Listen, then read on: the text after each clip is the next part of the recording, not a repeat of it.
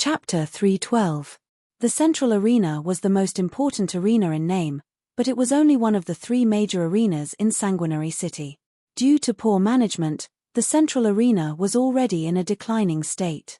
It was constantly being chased by two up-and-coming stars and could be thrown out of the big three ranks at any time.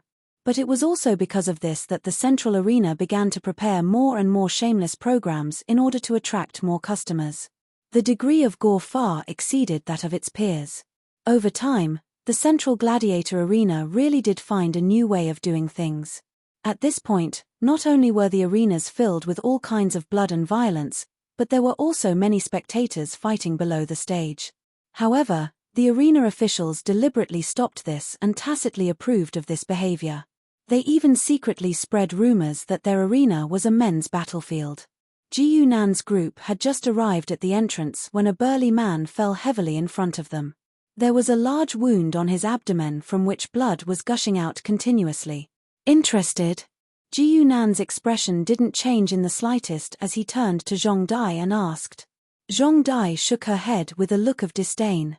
I only like beautiful big sisters, preferably virgins. Oh, then your hobby is indeed a bit similar to the vampires. Ji Yunan nodded. Disliking men and only liking the blood of young virgins was one of the characteristics of the vampires. Ji Yunan stepped over the burly man's body at a moderate pace. A number of people rushed out from the arena's entrance and pointed behind Ji Yunan. There. Chop him to death. These people each held an axe in their hands. Their faces were ferocious, and there were obvious bloodstains on the axe's blades. Zhong Dai and Duke, who were a step behind, happened to be walking beside the fallen man. Duke's face was pale from fright, but little Zhong Dai was watching with great interest. Let's go. Ji Yunan's calm voice rang out as he gestured for the two to continue forward. But Duke glanced at the menacing axeman and was afraid that they would chop him and Zhong Dai down if they continued forward. However, what surprised him was that when the axeman passed by him, they did not even raise their heads, and directly chopped at the big man on the ground. They only stood up abruptly when the burly man was slashed to the point of being badly mutilated and almost turned into minced meat, and they bowed to Ji Yunan's group of three in unison. Welcome to the Central Arena. Duke was stunned, but Ji Yunan came back and patted little Zhong Dai's head. This is a reserved program of the Central Gladiator Arena. It is performed dozens of times a day. So it's a performance. Duke heaved a sigh of relief and smiled. Although he had been in the Undead Kingdom for more than a decade, it was his first time coming to Bloody City. He usually worked in Skeleton City. But it looks so realistic. Little Zhong Dai looked carefully at the meat paste on the ground and even poked it with a twig. Of course it's realistic. Ji Yunan laughed. Because this person was really hacked to death. The realistic performance at the entrance of the Central Gladiator Arena probably scared the poor Duke. He followed behind Zhong Dai with a pale face. Little Zhong Dai, however, did not seem to feel anything. She was indifferent to all violence and blood, and did not feel any sympathy for the loss of life. What are you doing in Bloody City? To join the Blood Club, of course. Oh, you want to be bitten and turned into a vampire? Yes. Zhong Dai smiled until her eyes were squinted. Then I can drink blood justifiably. I heard that drinking blood is very comfortable. Is that true? It's true. Ji Yunan nodded seriously. Little Zhong Dai smiled even more happily. She did not ask how Ji Yunan knew and just looked at the arena below with a smile. There was a werewolf fighting with a human on the arena. The werewolf's head had been cut in half, but he was still fighting with all his might. The human opponent was constantly teasing him, slashing him again and again, leaving scars on his body. While attacking his opponent, the human was still waving his hands at the audience. It should be said that he was doing this mainly for the audience to see. They're too ugly. However, the scene of blood splattering everywhere did not seem to interest Zhong Dai. There are also blood-breed gladiators here. Only you can afford them. Ji Yunan said with a smile. Zhong Dai's eyes immediately lit up. She turned to look at Duke, but the latter had a bitter smile on his face. Outside the gates of Bloody City, a black-robed man slowly appeared and walked to a dark corner.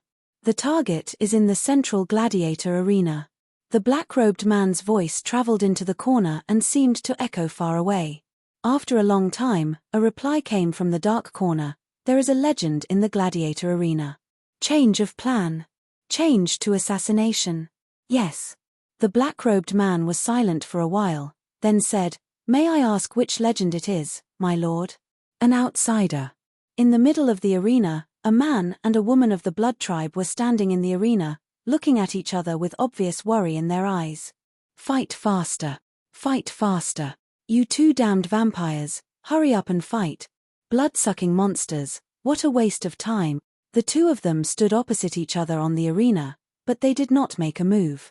This already caused the audience below the arena to be very dissatisfied, and they all started shouting. That's right, fight faster. Little Zhong Dai was also shouting loudly. Her face had a fanatical expression, as if she was the most infatuated fan.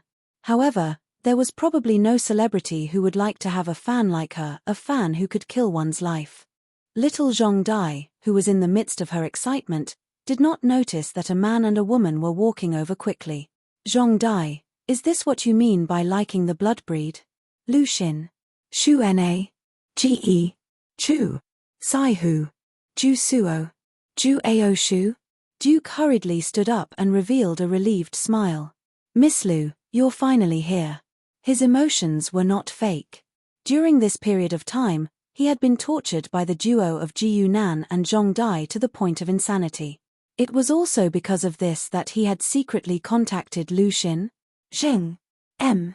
Chuang, Bei Suo Ku Nei Long. Zhong Dai's voice stopped abruptly. She was like a well-behaved girl who had gone out to a bar one day and was suddenly bumped into by her family. She put her hands behind her back guiltily and said, "I just like to see vampires fight. Big brother Ji Yunan, save me." As soon as she finished her sentence, she quickly ran behind Ji Yunan, only revealing her small head, and looked at Lu Xin. Swollen limulus beating up Suo Field. Lu Xin? Zhong Ya. Ni. Pai Hua. Minute Xian Hua. Fu Wen Ben Mu Ming. Mu Gua Argan Bad Sword. Yu Hao Dodi Hui Bei Huan Sai Muzheng. What romance novels, what wanting to see handsome men and beautiful women of the blood breed. Lord Ji Yunan, please hand Miss Zhong over to us. Lu Xin Chai. Jiaofu. Times Cough Me Yu Han Nan Miao Jiao Tsong. Lu Chu. Zhong Dai raised her head nervously and looked at the side of Ji Yunan's face. This was already what she could think of. Break away from Lu Xin. Ji Miao Wen Bai Ni. Lai Shu. Ji Yunan smiled and patted little Zhong Dai's head. He said, no.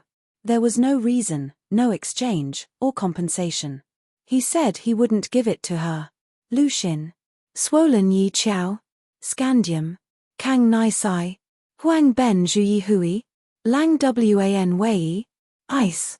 On the other hand, the middle-aged man who had accompanied her here but had not spoken all this time revealed a smile. Miss Lu, do you need my help? The middle-aged man smiled and said, I can let your two companions leave the arena temporarily. Why? Who are you? Zhong Dai instantly exploded. She was still waiting to see the battle of the blood breed. The middle-aged man looked at Zhong Dai, and the smile on his face became even wider. I am one of the 3 owners of this arena. My name is Nuo. At this point, his expression suddenly froze. This was because a shadowy hand was gripping his neck and slamming him onto the arena. Chapter 313. The title starts with ad. End of ad on Titleh 1. Chapter 353. Original blood H1A style equals color. #00F. Ref equals 567-5171. HTML next chapter @oblique border equals 0 artable border equals 0 align equals left artable border equals 0 align equals left artable border equals 0 align equals left rtdtr. Table Night Elf Baron Noken was one of the 3 owners of the central arena. He had quite a good reputation in the Bloody City, but in Ji Yunan's eyes, he was just a key to activate a mission. The chain mission of the central gladiator arena was not complicated at all. There were 2 forces that wanted to kill Noken at the same time. One of them chose to do it themselves, while the other arranged for 2 vampires to be the assassins. And these 2 vampires were the man and woman standing in the arena now. In fact, these 2 vampires were a pair of lovers, But they weren't born in Blood City, nor were they members of the Raymond clan. That was why they were forced to become gladiators in order to find opportunities to assassinate their targets. Originally, in this quest line, the players would receive the clue that there were two rare blood-breed gladiators that seemed to be related. Then, they would dig out the assassination targets from them. The next step was simple.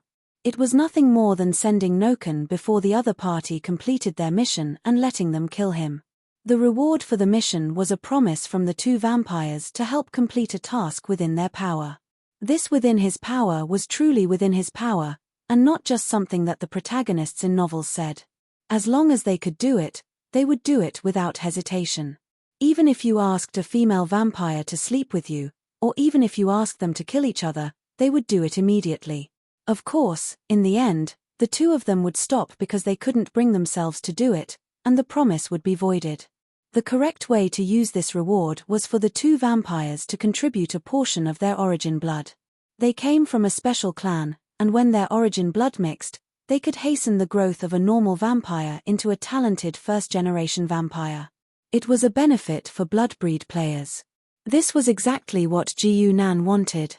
Since Zhong Dai was willing to accept the embrace and become a vampire, Ji Yunan did not mind helping her. Of course, his help was not without purpose. If Zhong Dai could play the role of a player and participate in a series of events, then her chances of becoming the leader of the Raymond family would be higher than Shana's. Ever since he discovered that the forces of the All Heavens world could also affect this side, Ji Yunan no longer completely trusted his memories. He had to make more preparations. On the other hand, if the players walked the path of the Blood Clan, something interesting would happen in the end. Countless thoughts flashed through Ji Yunan's mind, but the situation at the scene was changing. Little Zhong Dai couldn't see the fight between the two vampires because the man and woman were still distressed, but when they saw Noah appear in front of them, how could they hold back? The two of them lunged at Noken at the same time, their hands turning into a blood-red light as they pierced into Noken's chest with astonishing might. Everything happened too quickly, and Noken's face was still filled with shock, as if he couldn't believe that he would die just like that. Below the stage, a black-robed man let out a low roar of anger as he heavily slammed his palm into the wall of the arena, almost blasting a hole through it. He had received the order to assassinate Noken, but before he could even carry out his new plan, Noken had already died in front of him. His gaze shifted to the stands, staring at Lu Xin. "She's worth it. Clear, river, pavilion." The black-robed man muttered this somewhat strange pronunciation, his tone carrying a bit of hatred. If not for the sudden appearance of this legendary expert, they wouldn't have needed to change their plan. With Noken dead, the two vampires no longer hesitated, immediately spreading a pair of bloody wings and flying into the sky. "Follow me," Ji Yunan's voice sounded in Zhong Dai's ears. Night fell, and two figures slowly walked through the forest. Their footsteps were somewhat hurried, and could even be said to be messy, but there was an indescribable sense of joy in them. "We're free, Natasha. We're finally free." The man's voice reverberated, startling a few birds under the night sky. "Yes, we're free." Natasha's voice was a bit more tactful, but she still couldn't conceal the excitement in her voice. "After we leave, my apologies, you two." A voice came from the small wooden house in front of them, causing the two to raise their heads in shock. This wooden house was personally built by the two of them when they first came to Bloody City, and they didn't even know the person who threatened them, so how could there be someone hiding here? Ji Yunan's figure slowly appeared, followed by the curious Zhong Dai and the silent Lu Xin. "Frame, you might not be free yet." Ji Yunan looked at them calmly, and said indifferently, "I was the one who delivered Noken to you, and according to your clan's teachings, you have to pay the corresponding price." The vampire clan's teachings were very strict, branded in their bloodline, and the price of violating them was unimaginable. There was once a vampire player who didn't believe it, but then he deleted his account. Natasha's beautiful face was already pale, and the male vampire could only grit his teeth and say, "Don't even think about threatening us, even with the family teachings, we only need—" "Cut the crap, I want both of your origin blood," Ji Yunan interrupted unceremoniously. The two's expressions stiffened, and they couldn't help but look at each other. The price of origin blood wasn't completely unacceptable, even though it was also incomparably precious, but compared to freedom, Okay. Natasha nodded first. Moments later, the two figures had already left, and a bottle of pale golden liquid appeared in Ji Yunan's hand. Is this bottle of blood useful? Zhong Dai stared at the bottle in Ji Yunan's hand, and revealed a simple and honest smile. How about I drink it, I'm so thirsty. There was a mysterious smile on Ji Yunan's face, and he said, if you can successfully accept the embrace, I'll give it to you. It's a deal. Zhong Dai quickly said. The purpose of her trip was to join the blood club and accept the embrace. This was a treasure for free. Absolutely not. Zizong dumpling sucking toad. No. Ji Yunan slowly turned his head and looked at her with interest, but he didn't seem to have any intention of doing anything. His gaze made Lu Xin. What's going on? Old Chong Ku value withered skeleton father's embrace? What about withered manganese invasion? Wuti Amanbi Zizi? Shijunshi originally thought that Zhong Dai was just curious, and wanted to see what a blood descendant looked like, and also take a look at the blood club. Who would have thought that she wanted to turn herself into a blood descendant? What's wrong with being a blood descendant? Zhong Dai retorted. Lu Xin. Biopaisin Pa Chang? Whoa. Ni nuo bone disintegration amine Qiao Jianbo? For washes of clay and clay to play with? Cai Qiao Dai? Chapter 314. AD on the title begins. AD on the title Ench 1 Body Volume Chapter 354 with umbrella H1A style equals color, #00F. Ref equals iml next chapter at oblilage border equals 0 T-artable border equals 0 align equals left T-artable border equals 0 align equals left T-artable border equals 0 align equals left TRTDTR table Ji Yunan answered crisply. Let Lu Xin. Zhong Buoluan fish squat. Only then did she remember that there had always been rumors in the world that this person in front of her was the reincarnation of a heavenly demon. Could it be true? But she quickly shook her head. Now wasn't the time to be concerned about Ji Yunan's background. She had to persuade Zhong Dai to change her mind. Vampires were a despicable race. Outside the wooden hut, Ji Yunan just watched the two women argue all the way.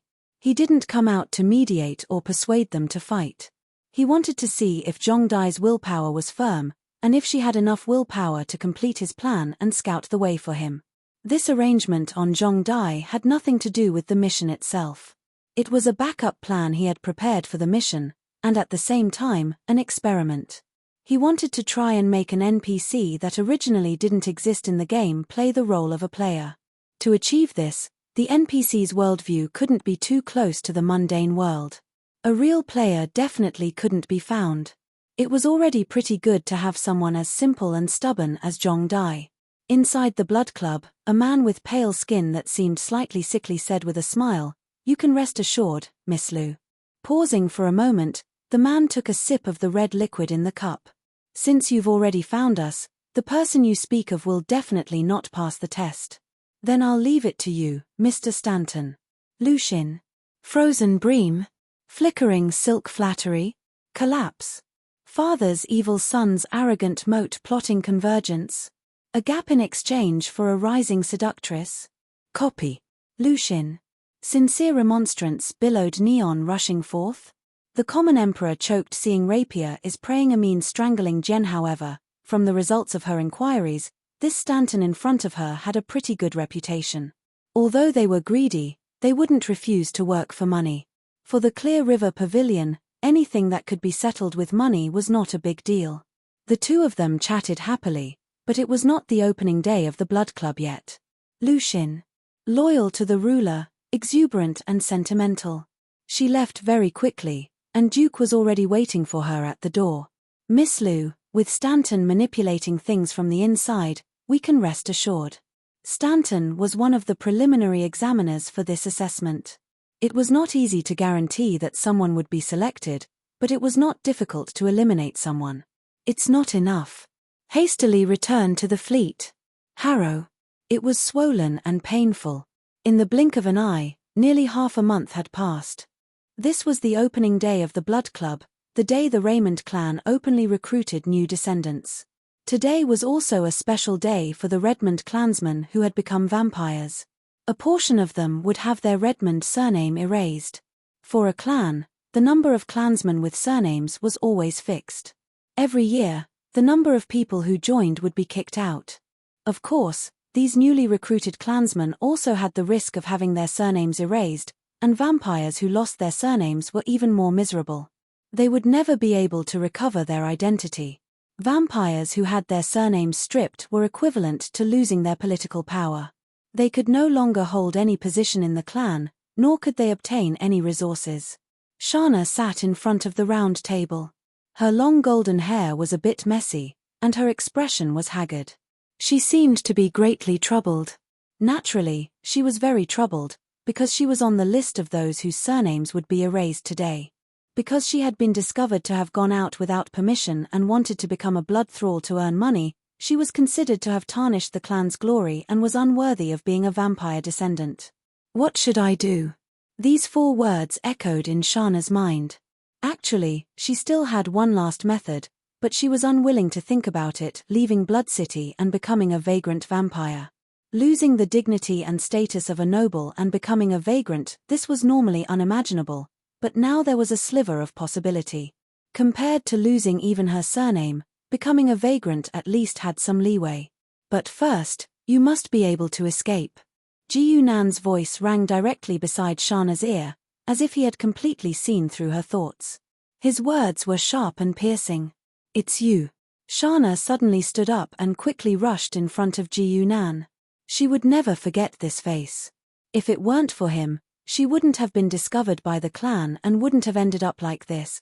Do you still not understand? Ji Yunan smiled and said, your dear brother has been watching you for a long time. As long as you receive a customer, no matter what the result is, I will definitely stand here. Shana's quest line was triggered by buying flowers. If the players didn't try, she wouldn't be bought. The reason was very simple. Other than board players, no one would ask a flower girl on the street if she had something as advanced as a dead red flower. This was as unreliable as someone asking you, big bro, do you want to play? And you replying, how much is sister chilling? Shana's delicate face was deathly pale. After a long silence, she finally opened her mouth and said, how can you help me? What do I need to pay? Her thoughts were very clear. There might be people in this world who would help her for free, but the one in front of her was obviously not one of them. I can give you power. Ji Yunan's face was still calm. As the price, your life will belong to me. Shana's green eyes flashed with a hint of helplessness, but in the end, she still nodded. A moment later, an extremely obscure shadow lore appeared. A small black sword entered Shana's chest and circled around her heart. Go, don't let me down. Ji Yunan revealed a strange smile. The Blood Club in Blood City was finally opened. On this day, vampire men and women slowly walked out. The men were handsome, the women were beautiful. Just from their looks, vampires were indeed one of the races blessed by the heavens. Ladies and gentlemen, a male vampire stood on a high platform and said to the people below, in this year's Blood Club, there will be 10 lucky ones who have the honor of joining the noble Raymond clan. He paused and said again, I just received news that a despicable clansman chose to defect. Before we kill her and take back our family name, there will only be 9 lucky ones this time. There are only 9 of them. Zhong Dai stood beside Ji Yunan and looked around at the surroundings. Beside her, there were hundreds of people in line, most of them were her competitors. Sister Lu will definitely think of a way to stop me, right? She looked at the platform again. Of course. Ji Yunan casually replied, but it doesn't matter, she can only use money. Sometimes, money isn't everything. Right, I told you to bring an umbrella, did you bring it? Yes. Zhong Dai nodded her head honestly. There are a few lucky fellows. Ji Yunan glanced at the crowd and saw a few candidates with umbrellas. He waved his hand, and black rain started to fall from the sky. The vampires on the platform were still chatting, while Stanton sat inside the club and looked at the name list in his hands. Zhong Dai, a name with such a strange pronunciation, was easily found by him without much effort. A smile appeared on Stanton's face, and he lightly drew a line behind Zhong Dai's name, then passed the name list to his partner beside him. This person, please don't let her be selected. It's a small matter. Berna Lee, who was also an examiner, didn't even raise his head. After glancing at the name, he casually replied. They did things like this countless times every year, so of course they wouldn't reject their partner's request. Stanton smiled slightly and didn't say anything else. There were too many aspects involved in the assessment of the descendants of vampires, so the examiner's subjective factors had a huge impact, giving the examiners a chance to make a move. Examiners like Stanton and the others were fine, but the final selection was the real lucrative job. The nonsense outside should be over by now, right? Why hasn't anyone come in yet? Stanton raised his head in dissatisfaction and raised his voice. Very quickly, a servant ran over in a hurry, sweating profusely. Sirs, it's raining outside. Raining?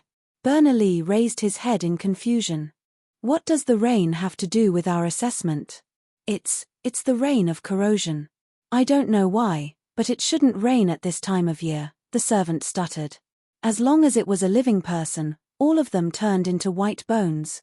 Of our examinees, only 4 survived. Stanton's mind went blank, and he asked subconsciously, how did these 4 survive? Chapter 315. Start of ad on the title. End of ad on the title. 1 Chapter 355 Blood food H1A style equals color, #00F, ref equals 567-7129. HTML next chapter @ablilage border equals 0 foot t artable border equals 0 align equals left t artable border equals 0 align equals left t artable border equals 0 align equals left trtdtr table. The sky above the Blood City suddenly started to rain corrosive rain. This was out of everyone's expectations. The corrosive rain was a special natural phenomenon. Its effect was completely targeted at living creatures. Living creatures without fresh flesh and blood, or dead objects such as walls and trees, would not be affected. When living creatures came into contact with this rain, their souls would rot along with their flesh and blood. However, undead creatures like the skeleton soldiers were not afraid at all. Unfortunately, the people who came to the Blood Club today to receive the embrace were definitely not undead creatures. In the kingdom of the undead, the corrosive rain was not a strange thing. Many flying undead creatures could cause this phenomenon. If one was unlucky, a skeleton dragon flying above and sneezing could also cause a corrosive rain. Of course, even ordinary people would be able to resist such a degree of corrosion. The body's ability to regulate itself was enough to resist the corrosion. However, today's corrosive rain was so strong that even a rank 3 being would be annihilated with just a touch. This was clearly the full power of a legend rank powerhouse. Bring the remaining 4 in, Bernoulli said coldly as he looked at the mess outside the Blood Club with a gloomy face. The 4 lucky ones, including Zhong Dai, were quickly brought into the Blood Club. At this moment, a male and a female examiner appeared beside Stanton and Bernoulli. They were the 2 people who had been selected, and their faces were also ashen. With such a sudden scene, there was no need for them to select anymore. There were less than 9 people left, so of course they would all advance automatically. All 4 of you have been selected. Follow me. Bernoulli sighed and spoke first. Stanton's gaze fell on Zhong Dai. He obviously recognized her face, but in the end, he did not say anything and allowed Bernoulli to take her away. I don't want the money anymore. I'll treat it as if I've never seen you. Hurry up and scram. Stanton glared at Lu Xin angrily. Zheng. Hey. File feed Lu Xin. Throw the ball. Burial bones bagu luo ren? Is the consort's salary, jealousy, bitterness, bitterness, bitterness, bitterness, bitterness, bitterness? Shrug. How dare you try to bluff? Chi. Make an appointment with the King of Hell? Take. Rangoon. What she said was not without reason. Compared to the quota of 9 people, whether it was 3 or 4, there was no difference. As long as Stanton had persisted, Zhong Dai might still have been kicked out of the selection. But the question was, why did Stanton do this? Are you crazy? That rain of corrosion was at least done by a legendary expert. That was at the legendary level. Stanton's voice grew louder. His calculations were very clear. That rain was obviously caused by an expert. If he had said that he would kick Zhong Dai out first, it would still be acceptable. But if he said it in front of Zhong Dai, Wouldn't that be equivalent to exposing himself? Once Zhong Dai bore a grudge against him and provoked the legendary expert behind her to take action, the clan would not be able to protect him. Of course, Stanton would never have thought that the person standing in front of him right now was Lu Xin. Zheng. Pry. Make fun. Hey. Liao. And Lu Xin. Ji Qian Huan stupid Sigma bad my scheming to play? Is it a model of the BA class, the BA class, the BA class, the BA class? Yu Huang Qin flounder. If she had known earlier, she would not have concealed her strength. In reality, she had not deliberately concealed her strength. It was just that the clear river boundary had established itself in the heavens through commerce. Lu Xin. Are you dragging me along with you? Ji. Ju Jiu Luo Ren? You are you Jiu Shu? In the principles that the people of the clear river boundary believed in, strength was only the foundation for self-protection. Achieving a win-win situation through commerce was a qualified transaction. But it was too late to say all this now. Zhong Dai had already been lured into the Blood Club, and her name had already been registered in the Raymond clan. There was no way to snatch her back. Actually, Lu Xin. The coffin was hurriedly torn apart. Fade. Le Jiu Luo Ren. However, that backup plan was also prepared for the final stage. Who would have thought that Ji Yunan would directly take drastic measures and let Lu Xin win? Burn. Chanting in a hurry. Ah. Lu Xin. Ji Yu. Sprain. Lai Sun. Done. Does the curtain admit to provoking the dark yet stubbornly and passionately hanging on? Yag. She would never allow Zhong Dai to make her own decisions and become a vampire. She could not accept the fact that vampires were a race that belonged only to the world of gods, let alone the fact that vampires belonged to the ranks of monsters in her heart. This was the daughter of the Clear River Boundary's Star Lord. She could not even marry here, let alone become a monster that belonged to this place. Miss Lu. Duke stood beside Lu Xin. Childish. Shed. Collapse. Uprooting Yi Chao Ren. Alpha Kwong Luo Ren. Ho, ho, ho, ho, ho, ho, ho ash. Lu Xin. Order blow wound. Lie festering skeleton Ao Ren. Play. Yi Chao Ren. Tomb made Ju sheath cut. Duke's expression darkened. Lu Xin. Roast tomb maid. By Huang. The scabbard cuts and invades the maids in the grave. The people of the Clear River Boundary could walk openly, they could be sinister and unkind, but they could not take the initiative to use force. Zhong Qingha's law was business, so he believed that everything in the world could be solved with money. If there was a problem that money could not solve, then it must be because money was not spent wisely enough. It will take at least 2 months from being chosen to receiving the embrace. We still have a chance. Ji Yun engraving Ba Ying that Zhu Cai Dang? She had already cast aside the matter of Skeleton City and her purpose in coming to the world of gods. She only wanted to save Zhong Dai. Since there's no way to stop her from joining the Raymond clan. Lu Xin.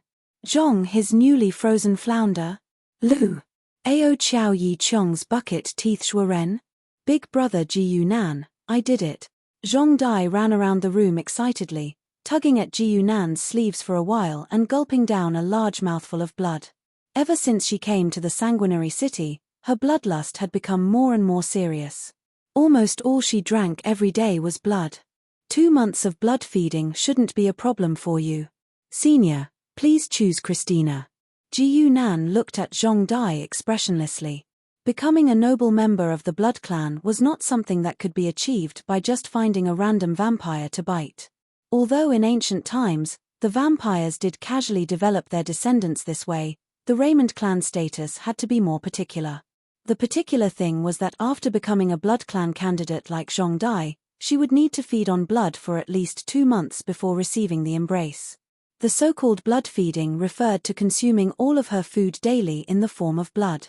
At first, nutrients would be added to the blood, then slowly replaced with pure blood. Only when the candidate's body had completely adapted to the blood feeding would they receive the embrace. Chapter 316. Start of add-on title. End of add-on title 1 body volume chapter 356 knock on the door style equals color, #00F, Ref equals iml next chapter at oblique border equals 0 t-artable border equals 0 align equals left t-artable border equals 0 align equals left t-artable border equals 0 align equals left trtdtr. Table feeding on blood was not only a ritual, but it also had its practical value. Letting the descendant adapt to the life of feeding on blood in advance would not only help with the success of the embrace, but would also allow the descendant to adapt to the new body and habits faster. Adjusting the body first was much more reliable than relying on genes to change the habits. But on the other hand, feeding on blood at the human stage without the primitive desire from the bloodline was a kind of torture for many people. Zhong Dai had no problem with this. She wanted to become a vampire because of this. The other thing was the choice of the senior. The senior was the vampire responsible for the embrace. Usually, the relationship between the senior and the descendant would be very close, just like parents and children in the clan. Christina. Who's that? Zhong Dai obviously heard what Ji Yunan said. This name sounded a bit tongue-twister, and it made her a bit confused. She's the strongest below the prince rank, and she's not very famous. She'll reach the legendary rank in half a year at most, Ji Yunan said casually. The Blood City and the vampires of the Raymond clan were a rather unique scenery in the Undead Kingdom. Ji Yunan knew a lot about them in his previous life. Christina was a rather low-key vampire in the clan. She lived in seclusion and almost never participated in any noble activities. She devoted herself to combat and cultivation. If players did not trigger Shauna, she was the most suitable pawn to control the Blood City on the surface. I understand. Zhong Dai nodded heavily. Shauna had been successfully sent away, and Zhong Dai had also been properly settled. Ji Yunan finally had time to take that item. The remains of a god were sealed in the holy tomb of the undead, but only special tools could awaken him.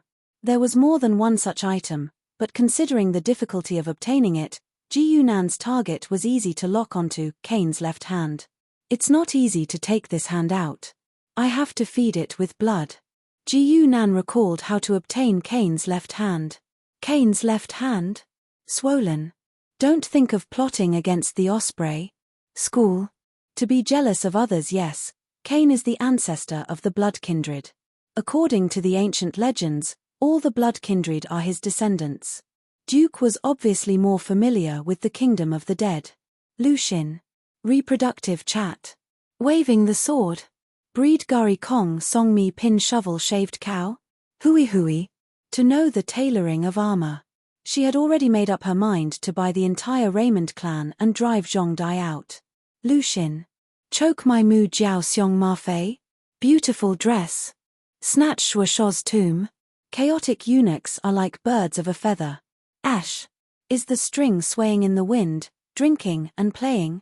Radon Scorpion Badger Threshold Killing Cylinder Money represented external resources. As long as this resource was used well, it could fully influence the internal politics of the group. She had been trying to contact the candidates, but she didn't expect things to change at this critical juncture. The original election process was cancelled. Whoever found Kane's left hand would be the next leader. Where did they get the information? Why are they so sure? Lucian asked. Suffocating argon brilliance. Zhuo Shuo offered the Chunmai Grey Monster. Swallowing Mountain. Chonggong. Did no one doubt the authenticity of the news? I heard that the clues to the primogenitor have always been in Redmond and were only unraveled a few days ago, Duke replied unnaturally. Lucian. Zhong Naoxia tilde Flounder Phoenix Khan Huan Mai Naoxia School Skeleton Fence Pry? Hey. Mo Jun. Yes, eldest miss. In recent days, the entire Raymond clan has been in a state of excitement. This year, the Blood Club had only brought in 4 descendants. This was a very troublesome thing. It meant that they had to find other ways to develop their descendants.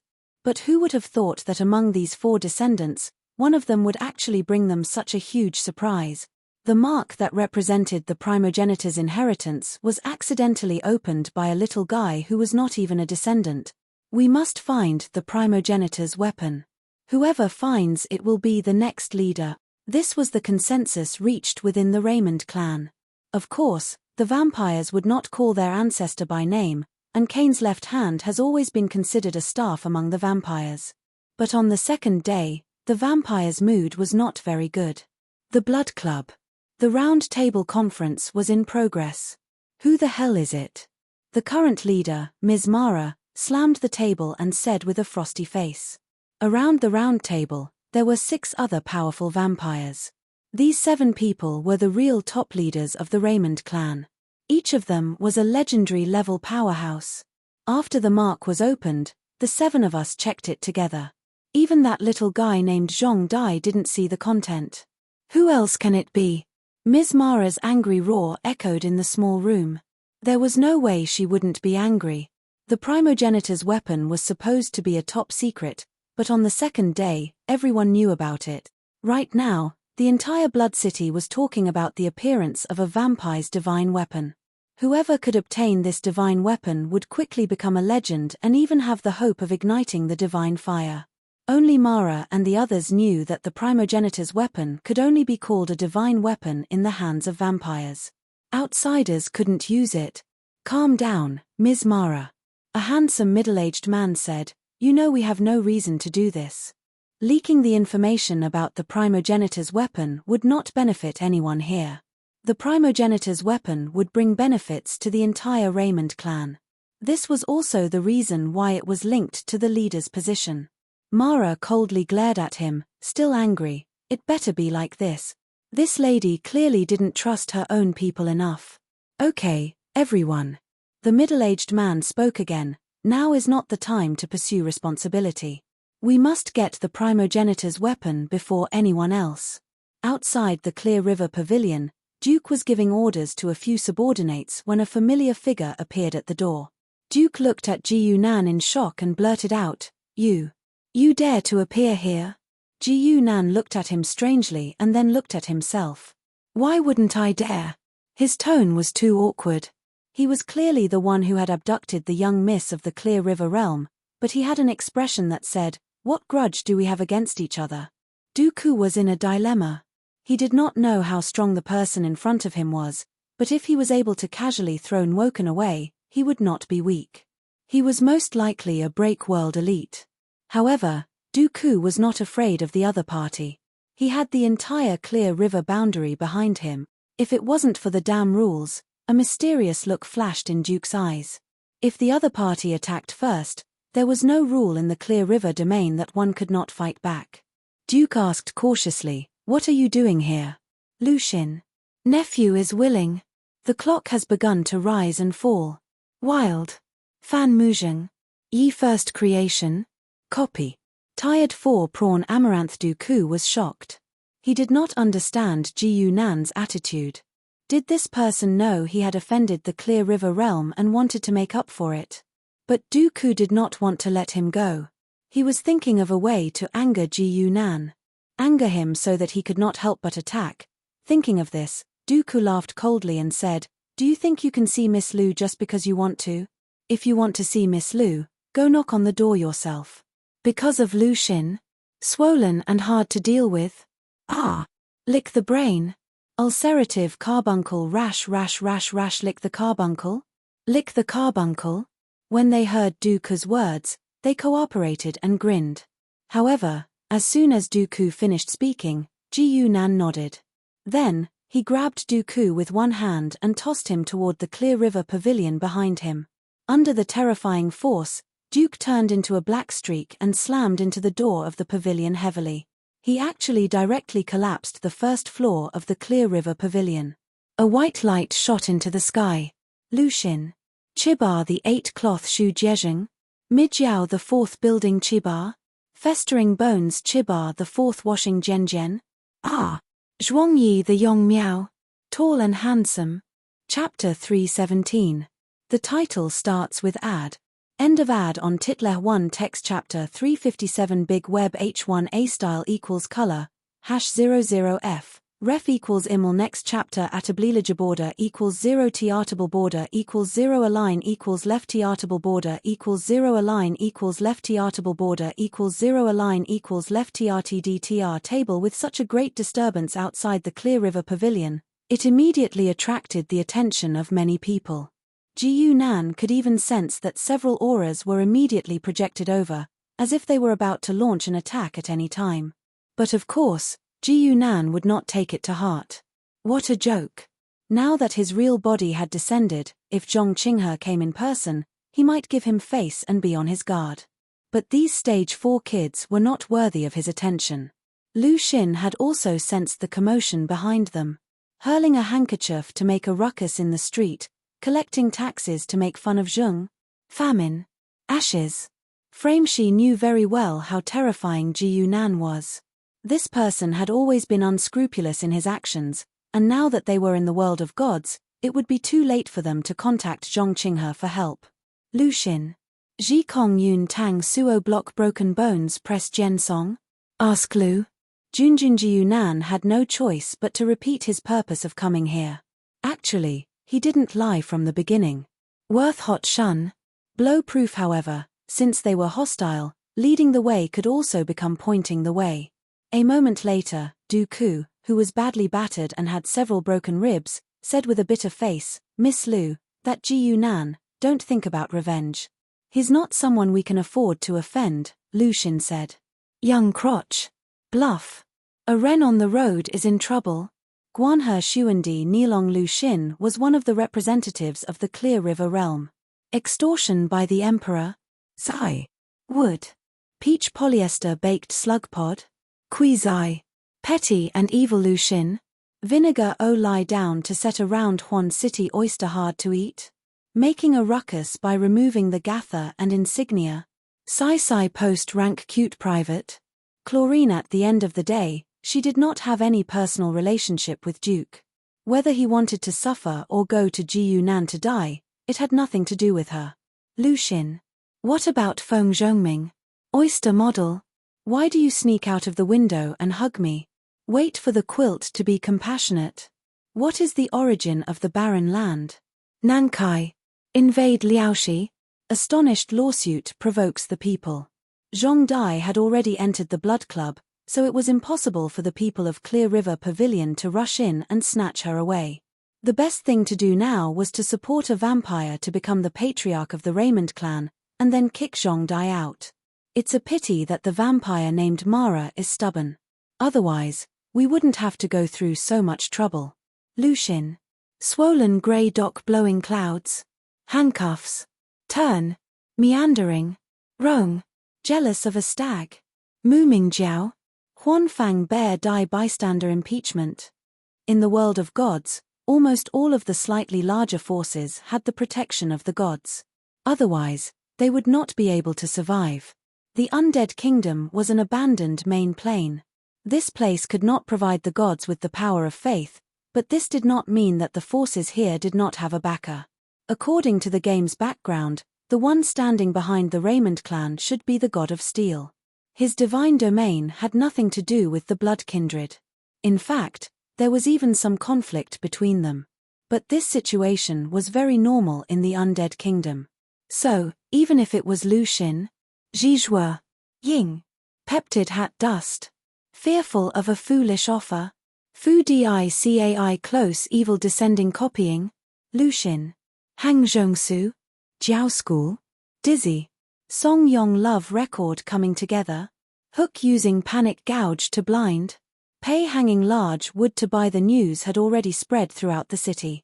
The ancestral imprint in the Blood Club was accidentally undone by Zhong Dai. And almost at the same time, the information about Kane's left hand in the imprint became known to everyone. Who was the one who did all of this? Lu Xun. Zhizhua Jiomeng.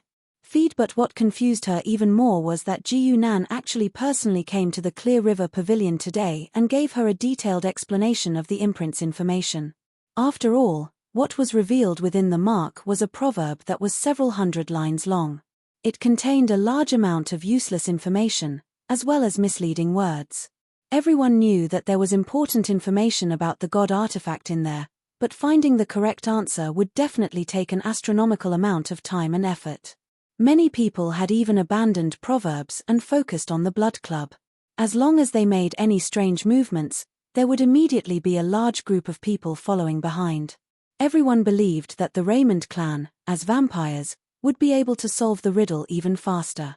But Lu Xun, big and poor, Retreat and seize the opportunity to act foolishly. To support one's mother, to pay one's salary, to soak one's karma, to enjoy happiness no matter what, let's test it first. Also, Lucian. Jiyun Ji. The Black Poppy Boat Lai Valley hand over mail side 3. Slow down. Elegant. Doctor. Before the paper was completely burned, she could still vaguely see the handwriting on it. Lightless night, 4 seasons mountain belly, 3 blood clan hearts. At the same time, a grey mark disappeared in front of her and fled into the endless void.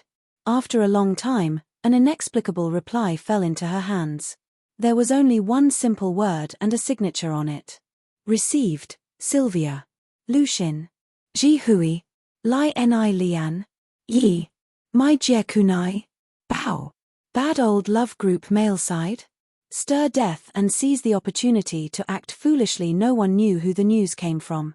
At midnight, when the moonlight was at its heaviest, an extremely low-quality sheepskin scroll was placed on Ms. Mara's desk. At that time, it was the time when the vampires were at their strongest and most perceptive, but the other party chose to put something at that time. The strength of the other party may be far beyond our imagination. The round table meeting that had just been held appeared again, and Ms. Mara's expression became more and more serious. The crumpled parchment was placed in the middle of the round table, surrounded by 7 legendary powerhouses, but none of them reached out to take it. They didn't need to take it at all. The information on it was already clear to them, because there were only a few lines of words. Lightless night, 4 seasons mountain belly, clear river pavilion. The time and place match. This person's analysis of the proverb is already at the same progress as ours. Ms. Mara saw that no one spoke, so she took the initiative to say. Just as everyone expected, the Raymond clan had a considerable advantage when it came to analyzing proverbs. While others were still scratching their heads, they had already solved 2 of the 3 important pieces of information, the time and place. The only thing they still had no clue about was how to awaken their ancestor's weapon. It wasn't that they didn't have any information, but that their ancestor had given them too much information, and they had analyzed hundreds of possibilities. But now was the time when the whole city was in chaos, so they didn't have time to slowly try. The group of vampire princes felt as if a big net was slowly covering them, blocking every path they could take, and then they could only take the remaining path. And this path was this piece of parchment that was placed here. Even if it's a trap, we can only jump in.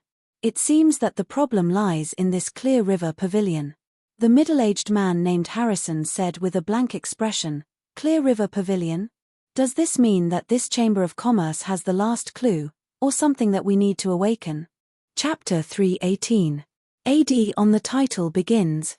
AD on the title Eng 1 Body Volume Chapter 358 The Shadow Goddess and the Order of Celestialsa Style equals Color, #00F. Ref equals Imel Next chapter Atablilija border equals 0 Tiartable border equals 0 Align equals left Tiartable border equals 0 Align equals left Tiartable border equals 0 Align equals left TRTD table. Gu Nan sat in a dark room, his fingers tapping rhythmically on the table.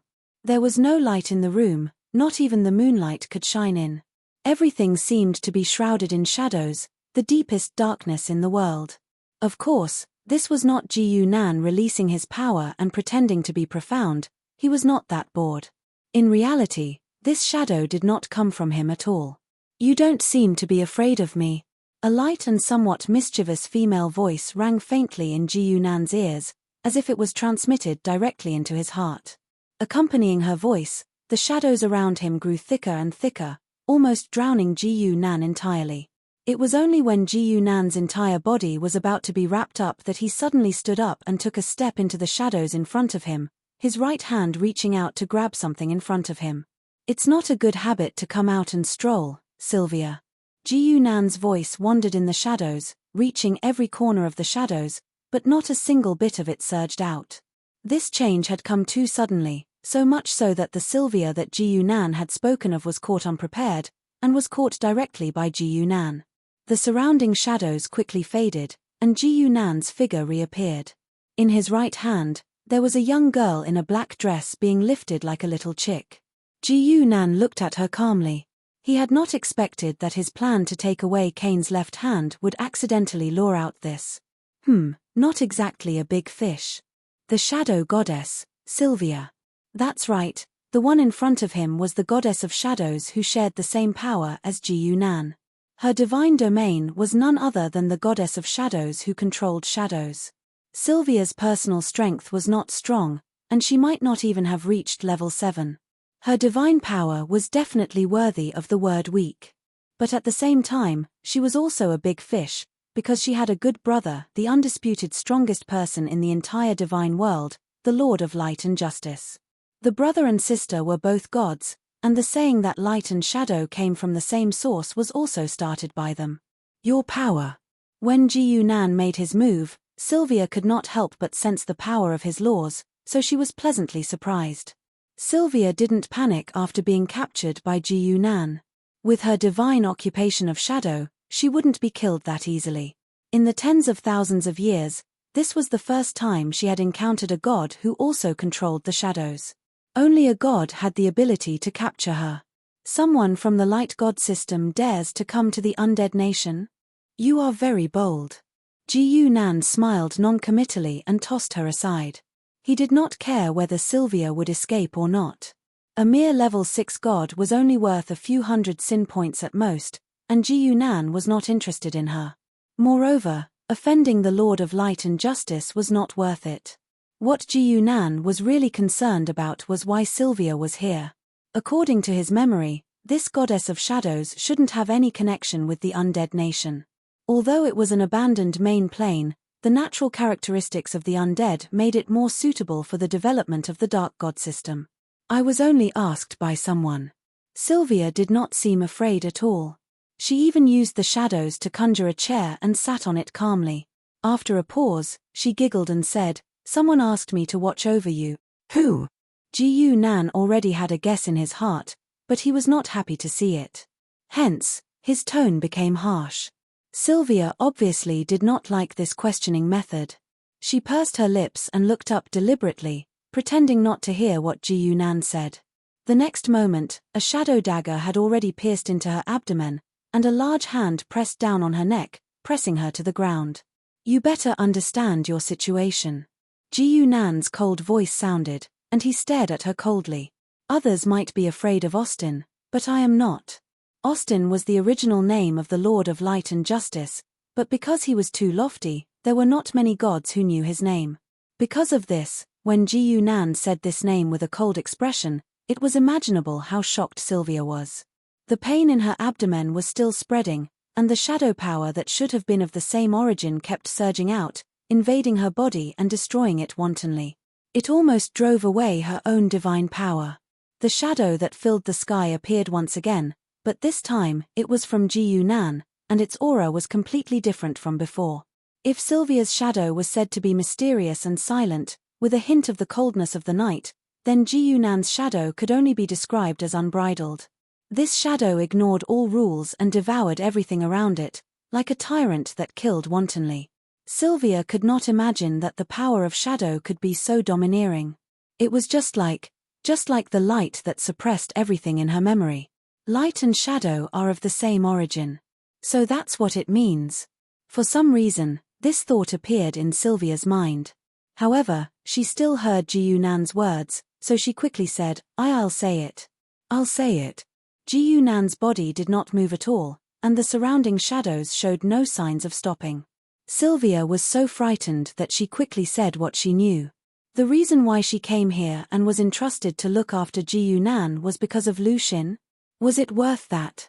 Screw of course, the Qinghe realm's business had not only spread to the Pantheon realm through illegal immigration. Zhong Qinghe himself had been here before. Not only had he been here before, but he had also joined a special organization. Sylvia was also a member of this organization, which was why she had received the request for help. According to Sylvia, the members of this organization were all gods or astral lords from the Pantheon realm. Many of them were acquaintances of Ji-Yunan, the goddess of twilight, the god of fresh blood, the god of flowers. There was even a name that surprised Ji-Yunan, Zwa. These gods had more or less set foot in the Pantheon realm. Ji Nan finally understood why Zhuozhu knew about the hierarchy. The Celestial Society? Ji Nan muttered the name of this organization, confirming that he had never heard of it before in his memory. In other words, this was an organization that did not exist in the game, even if Ji Nan had killed many of its members in his previous life. The idea that Ji Nan had once considered but did not delve too deeply into had finally become a reality. The gods and astral lords had long been in close contact with each other. With no conflict of interest, they had even formed an organization that spanned across the two worlds. After all, reality was not a novel. Two interconnected worlds did not necessarily have to go to war. The gods and astral lords all had their own interests, and were not waiting for Ji Nan to conquer them. Interesting. A smile appeared on Ji Nan's face. He dragged Sylvia up and said, "I want to join the Celestial Society." The wound on Sylvia's abdomen had not healed yet. She hugged her stomach and replied angrily, "You think you can join just because you want to?" Chapter 319. AD on the title began. AD on the title ended. One body scroll. Chapter 359. The gods and the star lords. Style equals color #00F ref equals iml. Next chapter Atablilage border equals 0 Tartable border equals 0 Align equals left Tartable border equals 0 Align equals left Tartable border equals 0 Align equals left TRTDTR Table. The Celestial Society was an organization made up of Starlords and gods. It was probably a name given by a certain Starlord. According to the grammar of the heavenly world, the word celestial represented both the heavenly world and the world of gods. But no matter what, this proved that the two worlds had long since come into contact. It just so happened that Ji Nan's arrangements in Blood City had reached the final stage. Next, he just had to wait for the Bloodbreeds and Clear River Pavilion to awaken Kane's left hand. At this point, this matter no longer had much to do with Ji Nan. He just needed to watch the show. Unsealing Kane's left hand was a relatively complicated process. It didn't just require killing a lot of people. Otherwise, Ji Nan wouldn't have to go through so much trouble. He could just capture a group of people and kill them. In order to awaken Kane's left hand, 3 or more Bloodbreeds had to kill their opponents and use their blood to open the first seal. Only then would the hearts of 3 high-ranking Bloodbreeds be used to open the second seal. Moreover, the final unsealing of Kane's left hand could only be completed by mortals. At most, players would be the Oriole behind the scenes. The reason why the quest was so complicated was also to make the game more interesting. In reality, the Undead Kingdom was no longer a map at the beginner's village level. When players arrived here, their basic strength was around grade 5, or even higher. So in order to prevent players from directly crushing the quest with their strength, the truly valuable items were more complicated to obtain. They wouldn't let players kill the big boss and drop equipment. Originally, if nothing happened, Ji Nan didn't mind staying behind to control the overall situation in case something unexpected happened.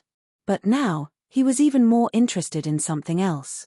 The mysterious Celestial Society had already attracted all of Ji Nan's attention. As for the Blood Race's divine artifact, Zhongdai and Shana, as well as the young girl No Return and Violet Lightning who were waiting far away in Skeleton City, they could all be tossed aside. Elemental Plane. Ji Nan and Sylvia's figures appeared here, surrounded by a lightning storm. This was the unique scenery of the Elemental Plane. This naturally formed elemental storm was enough to make it difficult for legendary powerhouses to move. Only elemental creatures could walk on it like it was flat ground. Of course, with Ji Nan's strength, they could ignore this mere elemental storm. The worldview of the Pantheon world was different from that of the heavenly worlds. The most typical characteristic was that all the primary planes in the world of gods did not belong to any particular god. Instead, they were owned by 2 major god systems. There was even a neutral primary plane like the Undead Nation. Unlike the heavenly worlds, the true major planes were all astral realms belonging to almighty beings. Perhaps there were neutral planes, but the reason for their existence was that they were too small, and no astral lord was interested in them. The elemental plane that Ji Nan was currently in was a classic example of a neutral plane. This plane was not suitable for the survival of any corporeal life forms. Only elemental creatures could live well here, so even the gods had no interest in it. Sylvia had brought Ji Yunan here to meet the other members of the Celestial Society. They did not have to wait too long. An indescribable aura descended upon them. Sylvia's eyes lit up, but Ji Yunan was the first to speak. Lorenza. The goddess of flowers, Lorenza, was a powerful god with rank 10 power. She was only one step away from becoming a main god. Back when a water element godhead had appeared in the heavenly worlds, the land siblings had mysteriously appeared there. This had puzzled Ji Yunan for a long time. How did they get to the heavenly worlds, and how did they know the whereabouts of the godhead? Now that he thought about it, it was most likely because Lorenza had joined the Celestial Society. In fact, she might have already infiltrated the heavenly worlds. The heavenly worlds were naturally filled with countless planes, making them much more suitable for hiding. If they hid in a small plane, not even the 13 Star-Lords would be able to detect them. A woman dressed in a black and white nun's robe with an ice-cold expression slowly walked out of the boundless storm. Thunder and lightning crisscrossed around her, but she could not advance an inch. Even though this was an elemental plane where only elemental creatures existed, this woman was able to create a scene of hundreds of flowers blooming around her. She did not even need to use her divine power. Just her existence alone was enough to affect the laws of reality. This was the terror of a rank 10 great god. A newcomer. Lorenza's gaze shifted to Ji Yunan. She carefully examined him for a moment before frowning. What an astonishingly powerful divine body. Ji Yunan smiled and said, "I came from that side." He did not explicitly say what that side was, but Lorenza clearly understood. She nodded and did not say anything else. The only difference between gods was that they had different godhoods. There was no such thing as a different cultivation path. There was no god with an especially powerful divine body. Even the fallen god of strength could only withstand 2 more attacks from his divine power. Once he lost his divine power, he would still be useless. However, the heavenly worlds were different. There were cultivators who walked the path of body refinement. The Mountain River World Star-Lord, Yi Shan, whom Ji Yunan had met before, was actually half a Star-Lord. Lorenza greeted Sylvia again and fell silent.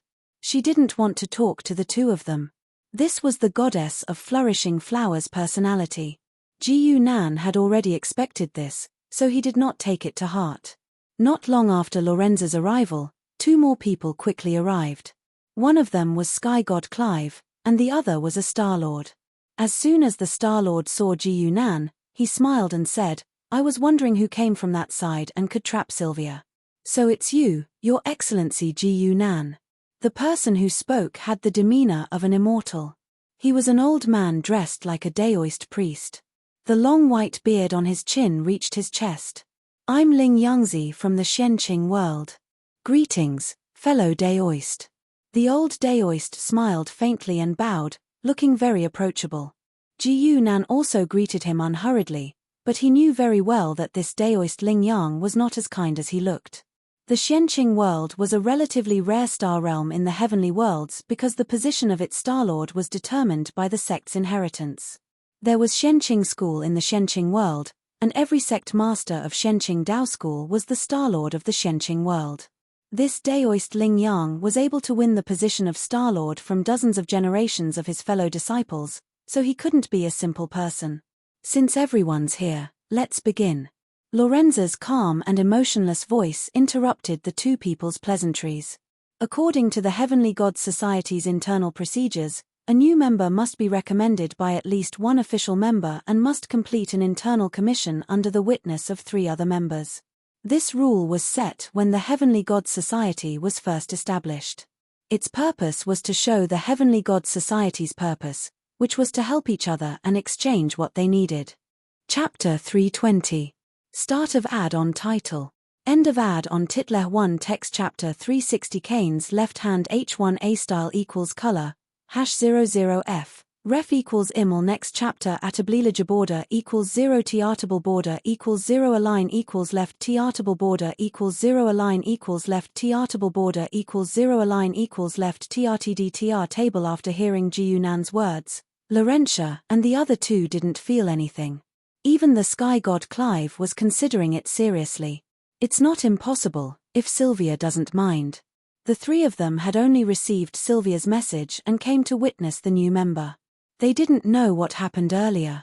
Sylvia was the only one who stared at Ji Yunan in a daze, as if she was shocked by his shamelessness. Noticing her expression, Daoist Spirit's son asked curiously, "What was your request earlier?" Sylvia rolled her eyes and pointed at Ji Yunan. "Keep an eye on him. It's not impossible just from the process." The old Taoist smile turned somewhat awkward as he said this. "Sure." Clive continued to be serious, and his expression did not even change. The sky god was one of the most powerful gods, but his personality was too weird. It was said that nobody had ever seen his other expressions. The god of flowers didn't even say a word. She just stared at Ji Yunan silently.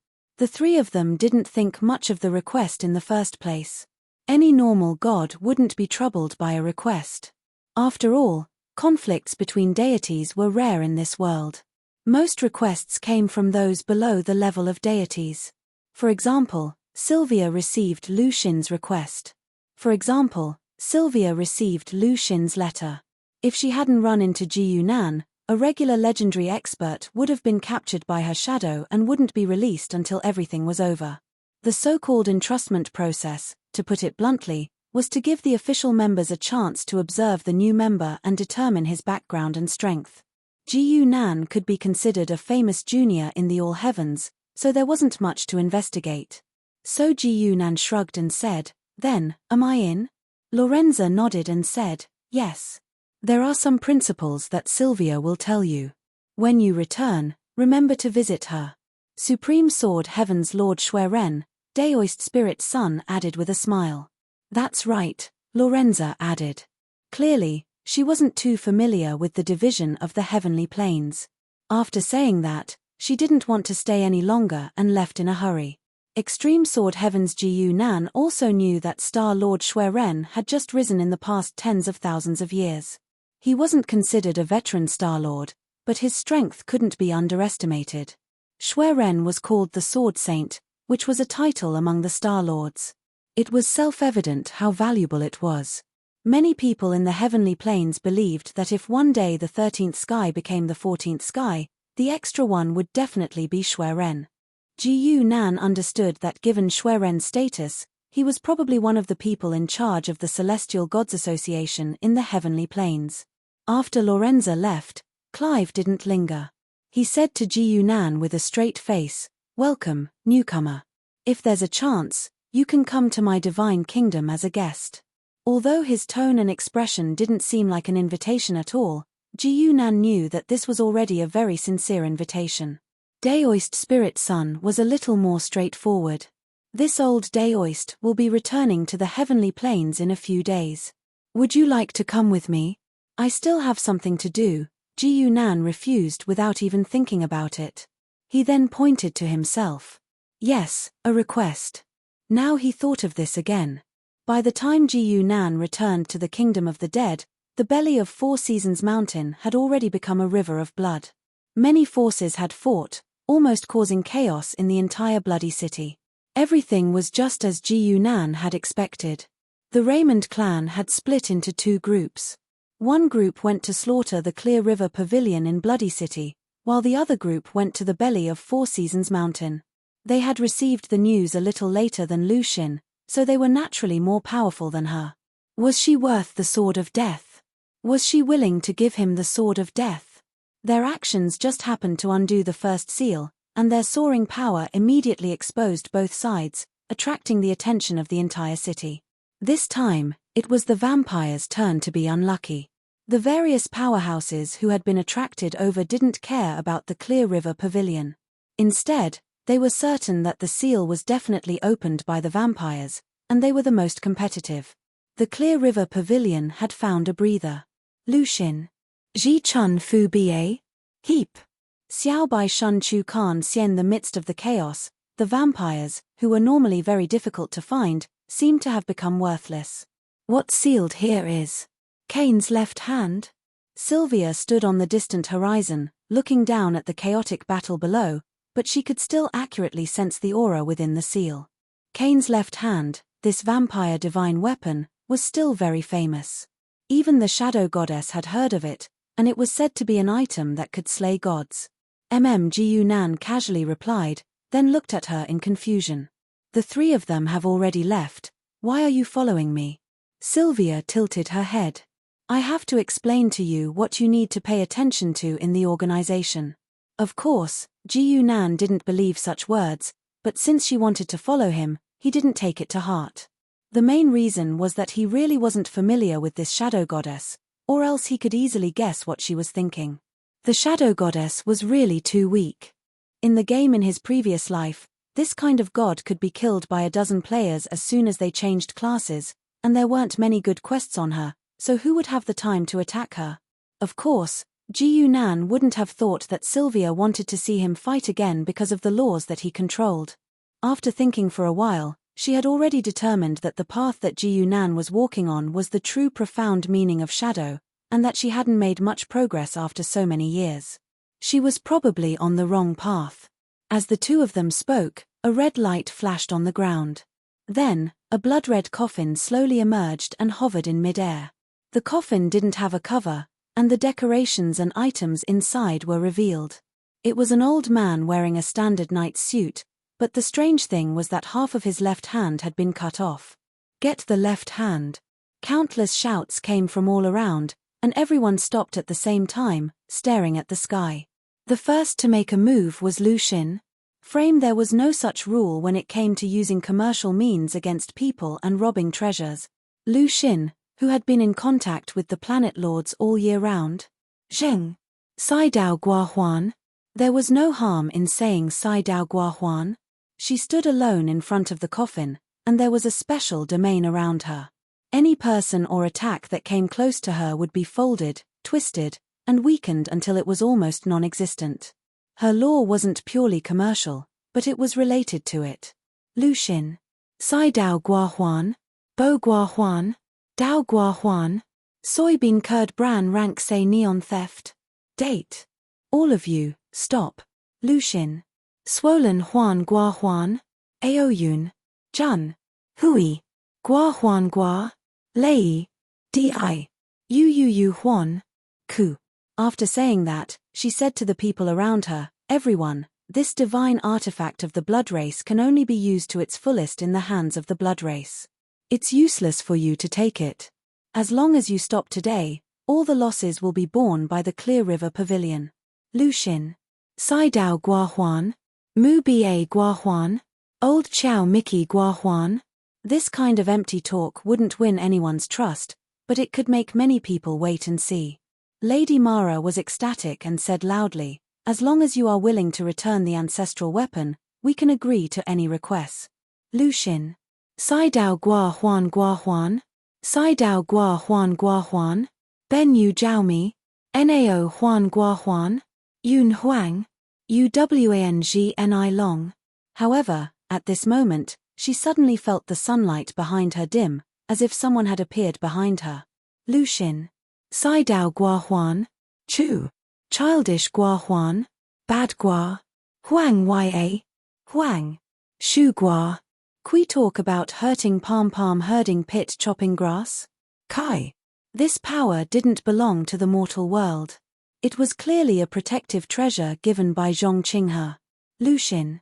Only you. Punishment. Trouble. Jiao Gua Huan. 3 Gua Huan. Gua Huan. Shu Gua Lu. Zhu Gua Huan. Ji Huang Yu Kang. However, to her surprise, the other party didn't come to snatch it. Instead, he turned and walked towards the coffin. A woman in a long black dress followed him. She seemed to be puzzled by his actions. She asked about Lu Xin. Is it worth Jiu Xiu Huan Gua Huan? Fengji Temple Jun Jun? Jiu Nan arrived before the coffin, and with a casual tug, the old man's entire left arm was torn off. Chapter 321. The title starts with ad. End of ad on Titler 1 Chapter 361 Norris The mirror Godestyle equals color, #00F, ref equals 568, 2515. HTML next chapter at oblique border equals 0 tartable border equals 0 align equals left tartable border equals 0 align equals left tartable border equals 0 align equals left trtd table. Cain's left hand was a two-handed staff that could provide a large number of bloodbreed laws and was very suitable for bloodbreed players.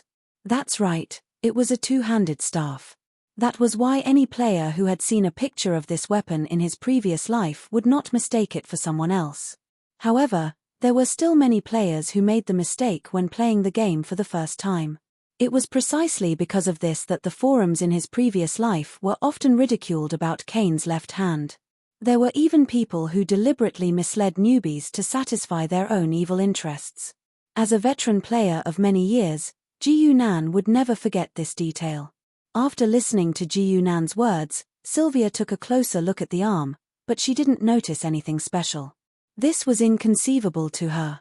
After all, even in such a chaotic battlefield, she could clearly sense the aura within the seal. Now that the seal had been broken and Cain's body was right in front of him, why couldn't he be sure that there was anything special about his left hand? However, Ji Yunan was very clear about the reason. He casually said, "Look at this hand carefully. Is there anything wrong with it?" Sylvia lowered her head and looked at it for a long time, but she still couldn't see anything. She looked at Ji Yunan in confusion. Ji Yunan was worried about the shadow goddess's intelligence as he casually waved his hand. "Lucian. Is the seed embedded in the heart of a stranger who will grow weary in the end? Oval-shaped beningyo zhongye?" Immature. This scene made Lucian's heart tremble. "Roasted pudding? Leech. Chong miao. Xiong 3.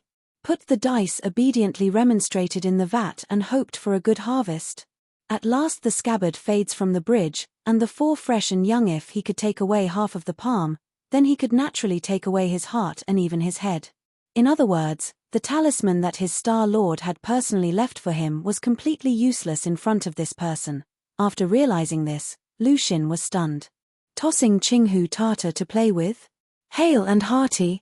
Stirring up the Chun-Chen puppet to suppress the heat. Is it a drought or a fever? Arena. No, it couldn't be said to be falling out. At most, it was an adult bullying a child. Not to mention Lucian. What about the man in the crowd? Heh. Blowing the front door, Zhongpu? Polypus. Toss aside the delicacies, take the palanquin and wait on the perch. This half of the palm was actually not the same as the arm. It wasn't that someone was substituting someone else. Both of them were indeed things that should be hidden, but the left and right sides weren't quite right. Sylvia took a closer look and realized that the arm was indeed a left hand, but the palm with 4 fingers was clearly a right hand. The shadow goddess turned her head in disbelief and looked at the corpse in the coffin, but the right hand of the corpse was still a right hand. 2 right hands.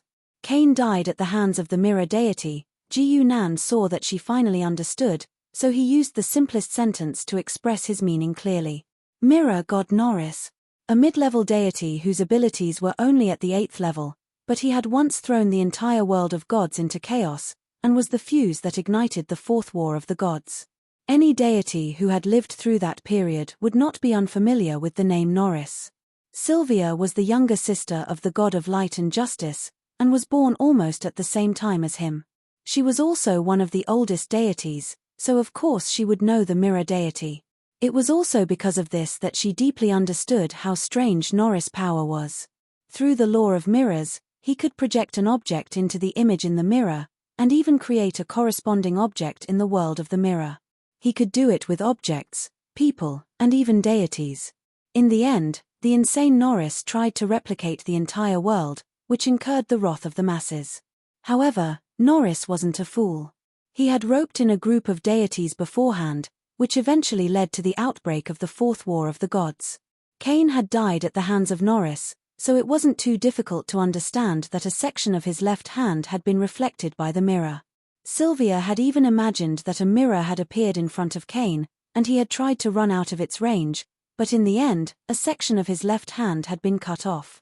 Fortunately, Norris had been missing for tens of thousands of years. As her thoughts returned from her imagination, Sylvia heaved a sigh of relief.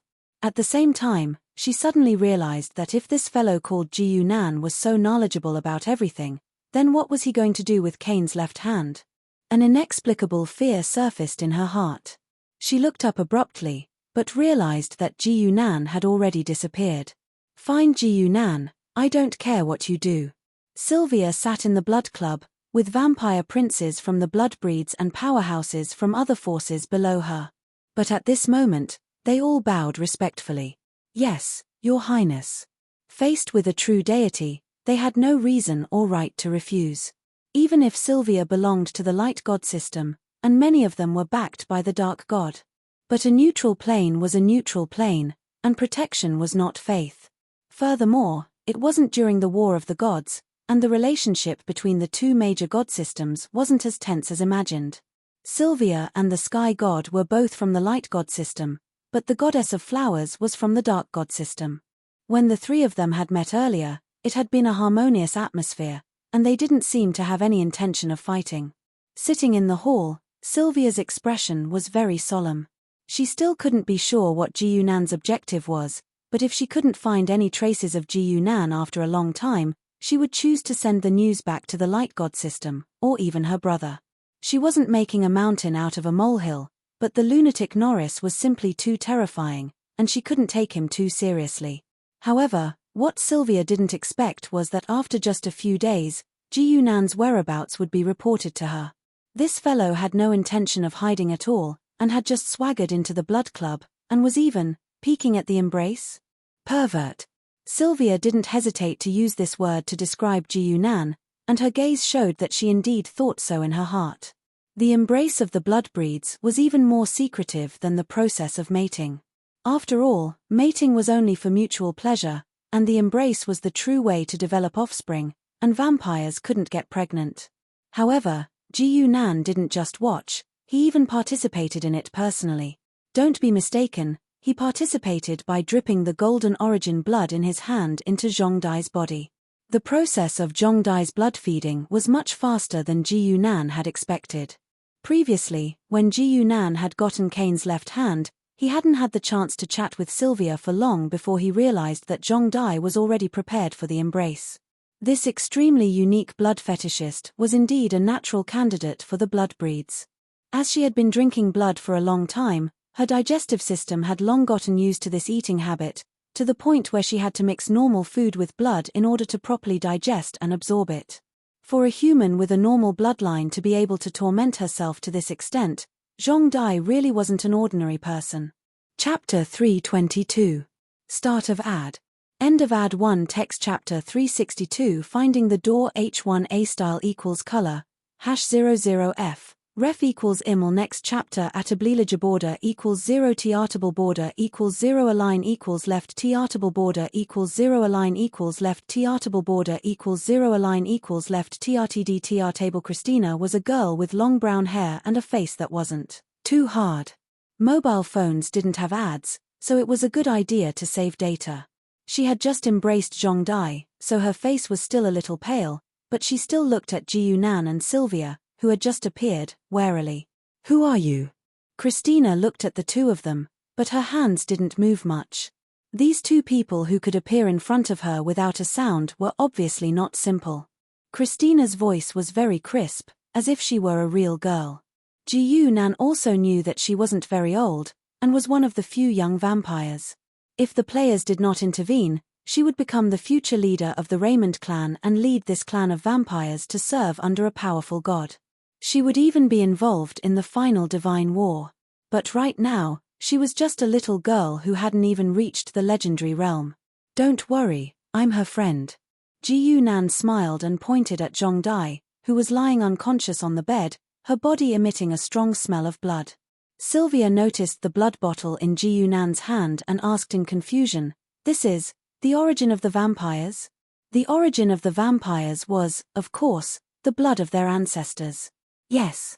Ji Yunan nodded casually, knowing that the other party was confused about the origin of this thing, and Sylvia took a deep breath and said, "You'll kill her. Using the origin of the vampires on a normal person is incompatible." Ji Yunan glanced at her but didn't say anything. He had heard the phrase incompatible physique many times in the game, so he was no stranger to it. This was because the blood race's origin was something specially prepared for players. The natives didn't have the fortune to enjoy it. If he were to ask the gods, he would get the answer: his constitution is incompatible. In fact, if it wasn't for the fact that this route was for players to change their class to the blood tribe, there wouldn't have been 2 foreign blood tribe members. Now that Ji Yunan had used it on Zhongdai, he wanted to try and get Zhongdai to walk the path of a player. If this step of hers was feasible, Ji Yunan even wanted to do the same and create more main character NPCs. This was not the only way for players to change their class in his mind. Of course, the natives wouldn't be able to play the game as it was meant for players. If the natives of the Pantheon world could not do it, then what about the people from the heavenly world? Ji Yunan stared at Zhongdai's face, his gaze deep and even somewhat expectant. As for the risk he was taking to experiment on a little girl like Zhongdai, this was not within Ji Yunan's consideration. After all, he wasn't the one taking the risk. After an unknown amount of time, Zhongdai's breathing was still steady, but she showed no signs of waking up. She had been unconscious for far longer than a normal blood tribe's embrace. As she had not eaten for a long time, Zhongdai's lips were already chapped. Sylvia was very sure that the origin could not be fused with a normal person. It's no use. She'll die soon. Under normal circumstances, she would have died long ago. Ji Yunan said with certainty. Even a legendary blood tribe's first embrace wouldn't last more than half an hour on average. The word average made Sylvia frown, as if she had heard countless bloody words. After a while, Ji Yunan's wait was not in vain. Zhongdai actually woke up. Her gaze was slightly dazed as she looked around in confusion, as if she had no idea where she was. Without saying a word, Ji Yunan waved his hand and cut Zhongdai's arm with a shadow blade. The latter immediately bled profusely. But what was surprising was that her blood was actually dark gold in color. It's done. Ji Yunan's heart skipped a beat. Using the body of a native of the myriad worlds could indeed break the biological boundaries of NPCs. The excruciating pain woke her up, and Zhongdai immediately shrieked and hurriedly pulled her hand back. Then, she discovered to her surprise that the wound on her arm had already stopped bleeding, and the wound was even showing signs of forming a scab. As expected of a blood tribe, Zhongdai exclaimed, thinking that it was because of the body of a blood tribe. Christina, however, widened her eyes. As a blood tribe member, she knew better than anyone that a newly born vampire could not possibly have such an ability. In the following days, Ji Yunan swaggered into the blood club and trained Zhongdai every day, as well as testing her various data. The final conclusion was that Zhongdai's fusion with the blood tribe's origin was very successful. She was almost no different from a player, except that she lacked the body of an evil god. On the other hand, because Kane's left hand was still in Ji Yunan's hands, the Raymond clan welcomed him with open arms. Of course, if it wasn't for the terrifying power he had shown earlier, the blood tribe wouldn't have welcomed him like this. Facing a great figure who was suspected to be a god, even the Raymond clan didn't dare to say anything threatening. They only hoped to use their resources to exchange for their ancestor's weapon, or wait until Ji Yunan was in a good mood and give them this divine weapon. In fact, Ji Yunan had already rejected more than 20 blood tribe members, all of whom came to his door and threw themselves into his arms. The blood tribe had always had this tradition of using their good looks to their advantage. Fortunately, more than half of those who came to his door were women. Ji Yunan tested Zhongdai in all aspects, including her physical strength, recovery ability, speed, law acuity, and even her appearance.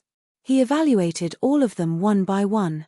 These data were strictly recorded, fully showing the entire process of Zhongdai's body being transformed by the blood tribe's origin. Until 2 months later, Zhongdai had almost become a different person. She now had a head of long blonde hair, fair and flawless skin, and charming brown pupils.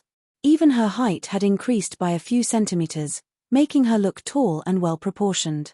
This appearance would probably make Lu Xin, Di, Chu, Jiu and Ji Yunan. On this day, Ji Yunan was still training little Zhongdai as usual, when suddenly there was a commotion outside. What happened? Zhongdai asked impatiently before Ji Yunan could react. Zhongdai was tortured by Ji Yunan's training plan, and she couldn't wait for something to happen. What happened has nothing to do with you. Christina extinguished Zhongdai's fantasy with a bucket of cold water. As Zhongdai's senior, she would occasionally come to supervise Zhongdai's training. Zhongdai couldn't help but pout, but Ji Yunan smiled and said, "This time, it really has something to do with her." Outside the blood club. Lucian. 2. Jing. Kai was afraid of Yun. Kang Kue Ji Yu Yi Si I do? Fourth cleansing. Ms. Mara didn't like the Clear River Pavilion at all. She sneered and said, "It depends on whether the master wants to see you or not." Lucian. Ji Ji Ji Xing Xing Ari Ari. The Emperor invaded the soft pole. Giant clam herding reef chisel moraine. For the sake of these two people, I believe you will be willing to give me this opportunity. Chapter 323. Add on the title begins. Add on the title Ench 1 text chapter 363 result H1A style equals color, #00F. Ref equals iml next chapter atablilage border equals 0 t-artable border equals 0 align equals left t-artable border equals 0 align equals left t-artable border equals 0 align equals left trtdtr table outside the blood club. The atmosphere had already sunk into a strange silence. None of the vampires present recognized Shauna and Violet Lightning. Needless to say, although Shauna was a member of the Raymond clan, she was classified as a defector. Before she defected, she was nothing more than a transparent person without any sense of existence. And being unable to recognize the identity of the two meant that they couldn't proceed with the next step of the plan. Lady Mara was already somewhat regretful. If she had known earlier, she wouldn't have personally come out to deal with Lu Xin in order to curry favor with that person. Utmost forgiveness if the one receiving them was just a junior, then she wouldn't have even thought about letting them in. At worst, she would be tricked by the other party once, and it wouldn't be a loss of face. But she was standing here. If she let Lu Xin in? Paper. Fat. Hydra. 4 heroes hurrying to the river to stop. Protect. Pry. Yun. Rely on the banana. Clean up the scene. Vampires were a very special race. In private, they could do unimaginably despicable acts, but in front of others, they were incomparably mindful of their face. Lu Xin. Ji Chuang Hui Hui.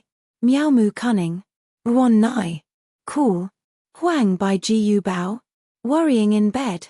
Is the mirage afraid of Yun Yun? But the giant clam, she could not help but feel anxious. Only the heavens knew what kind of price the Clear River Pavilion had paid in order to stall young girl Wu Gui.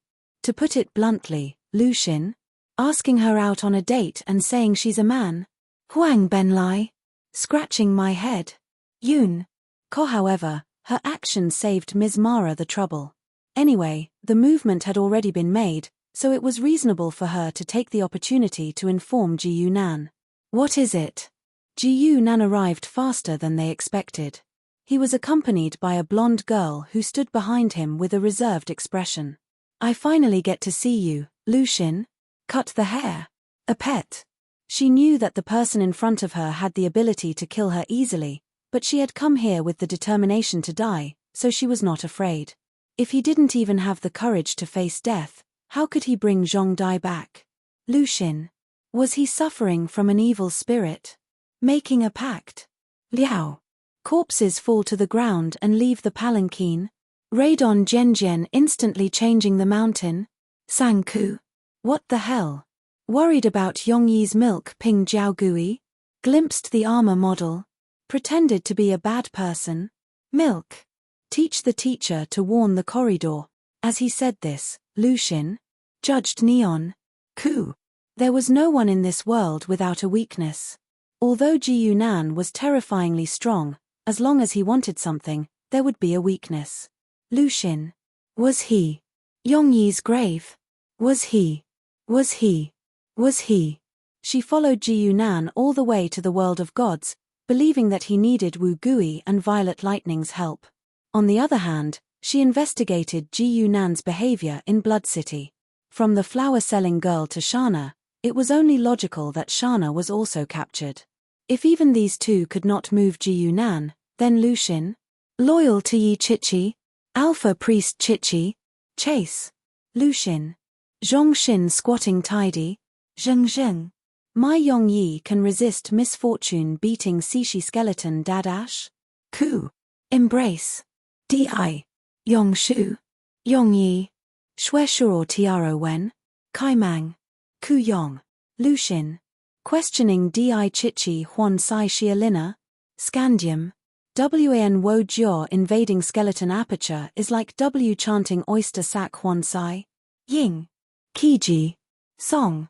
Jijie Wan Ting. But she did not expect that Ji Yunan's response was to turn around and pat the blonde girl's shoulder. Go and say hello. Following Ji Yunan's voice, Lucian. Locusts making trouble Sister Lu.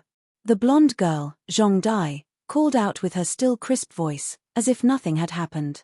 She even skipped over to Lucian. Young Jijie? Zhong Dai, who had grown taller, was already shorter than Lucian. Only hanging. Kai Ping Huang. Kai Li Luo. Ba Yu Shu Mujia. Wu Jiao said Na Yang Le. Vinegar. Lucian. Zhong Ji Pan punishment. Vinegar Pang Ya. Qi. Right. Making trouble. Yuan Chu Ji Chao Kuju.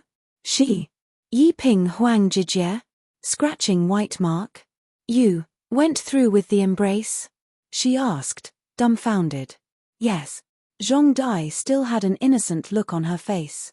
Even Ji Yunan did not expect that Zhong Dai would be able to prepare for the embrace so quickly. Lucian. Comparable to Huan. Kissing and teasing Pry. Poking the roundworm and howling boat choice. She was stuck at this point for almost 2 months. Only with this much time, she could make sufficient preparations and snatch the purple lightning away. But now, Zhong Dai only used 2 words to shatter all her calculations and plans. It was like a bolt from the blue. How could this be? Student Lu's mind was a mess, and she did not know what to say. Let's go and continue training. Ji Yunan's unhurried words could be heard. Zhong Dai, who did not have time to reminisce, could only purse her lips and walk back obediently. Ever since she woke up, she had never disobeyed Ji Yunan's orders. Ji Yunan's words were more effective than Christina's. This was a very normal thing. Christina was her direct predecessor, and Ji Yunan was the one who channeled the origin blood into her. From the perspective of vampires, if Ji Yunan was her biological father, Christina could only be a surrogate mother, or even a test tube. No. Lucian. Suffocating locusts. Fashi Che is lying. Third, flounder. Out she grabbed Zhong Dai's wrist and said in a low voice, even if you have accepted the embrace, I still have to bring you back. Maybe, Lucian. Be on duty at the screen raking the Mongols and cursing the horses. Bad worker Hua Uranium. Scratching the white beard leisurely.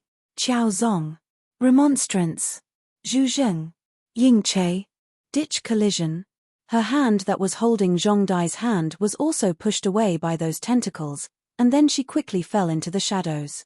Lu Xin, who had been dragged to the ground and whose entire body had disappeared into the shadows. Zheng.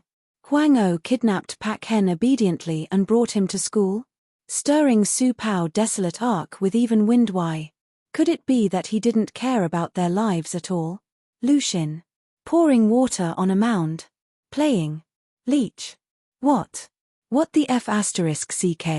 This extremely strange scene made everyone's scalp go numb. Even the vampires had never seen such a way of killing. What was even more strange was that not long after, a black shadow started to move in the shadows and quickly formed a new human figure.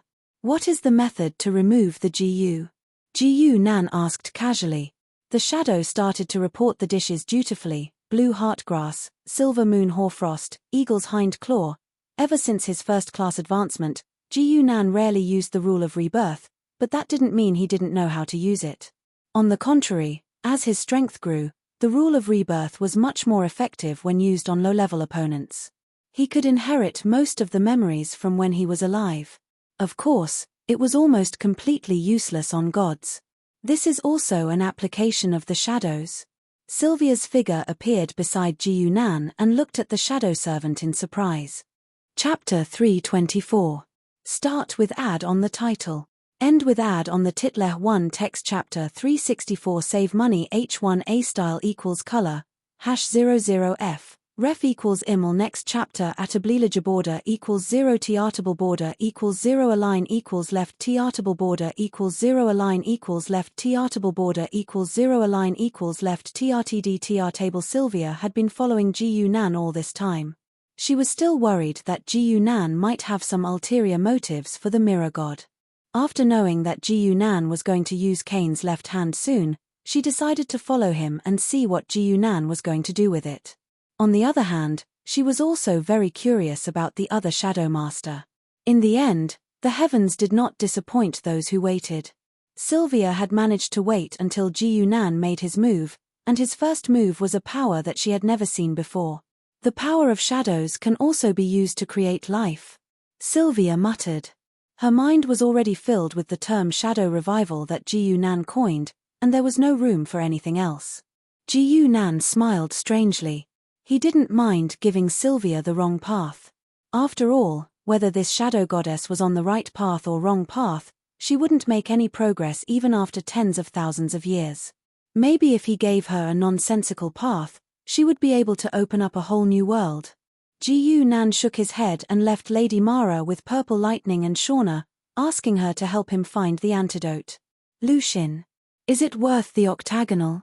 Guduman's Edge Emperor's Cliff Chi? Both. Muo Yinjian. But it didn't matter. There were more of these in the Clear River Pavilion. He could just find some people to test the antidote on. 2 days. He could make it in time. Of course, Ji Nan didn't know whether the information was detailed or not, but he didn't really care about their lives. The Purple Lightning was just a bonus. Of course, it would be best if Shauna could survive. If not, Ji Nan still had Christina as a substitute. He was not indispensable. In fact, if it weren't for the fact that they were in a hurry, a traditional genius like Christina would be more suitable to be the head of the family than Shauna in terms of personality and prestige. Ji Nan didn't have to wait too long. After a short 2 days, Purple Bolt and Shauna, both in perfect condition, stood in front of Ji Nan. The Raymond clan was quite capable, especially when they needed Ji Nan's help.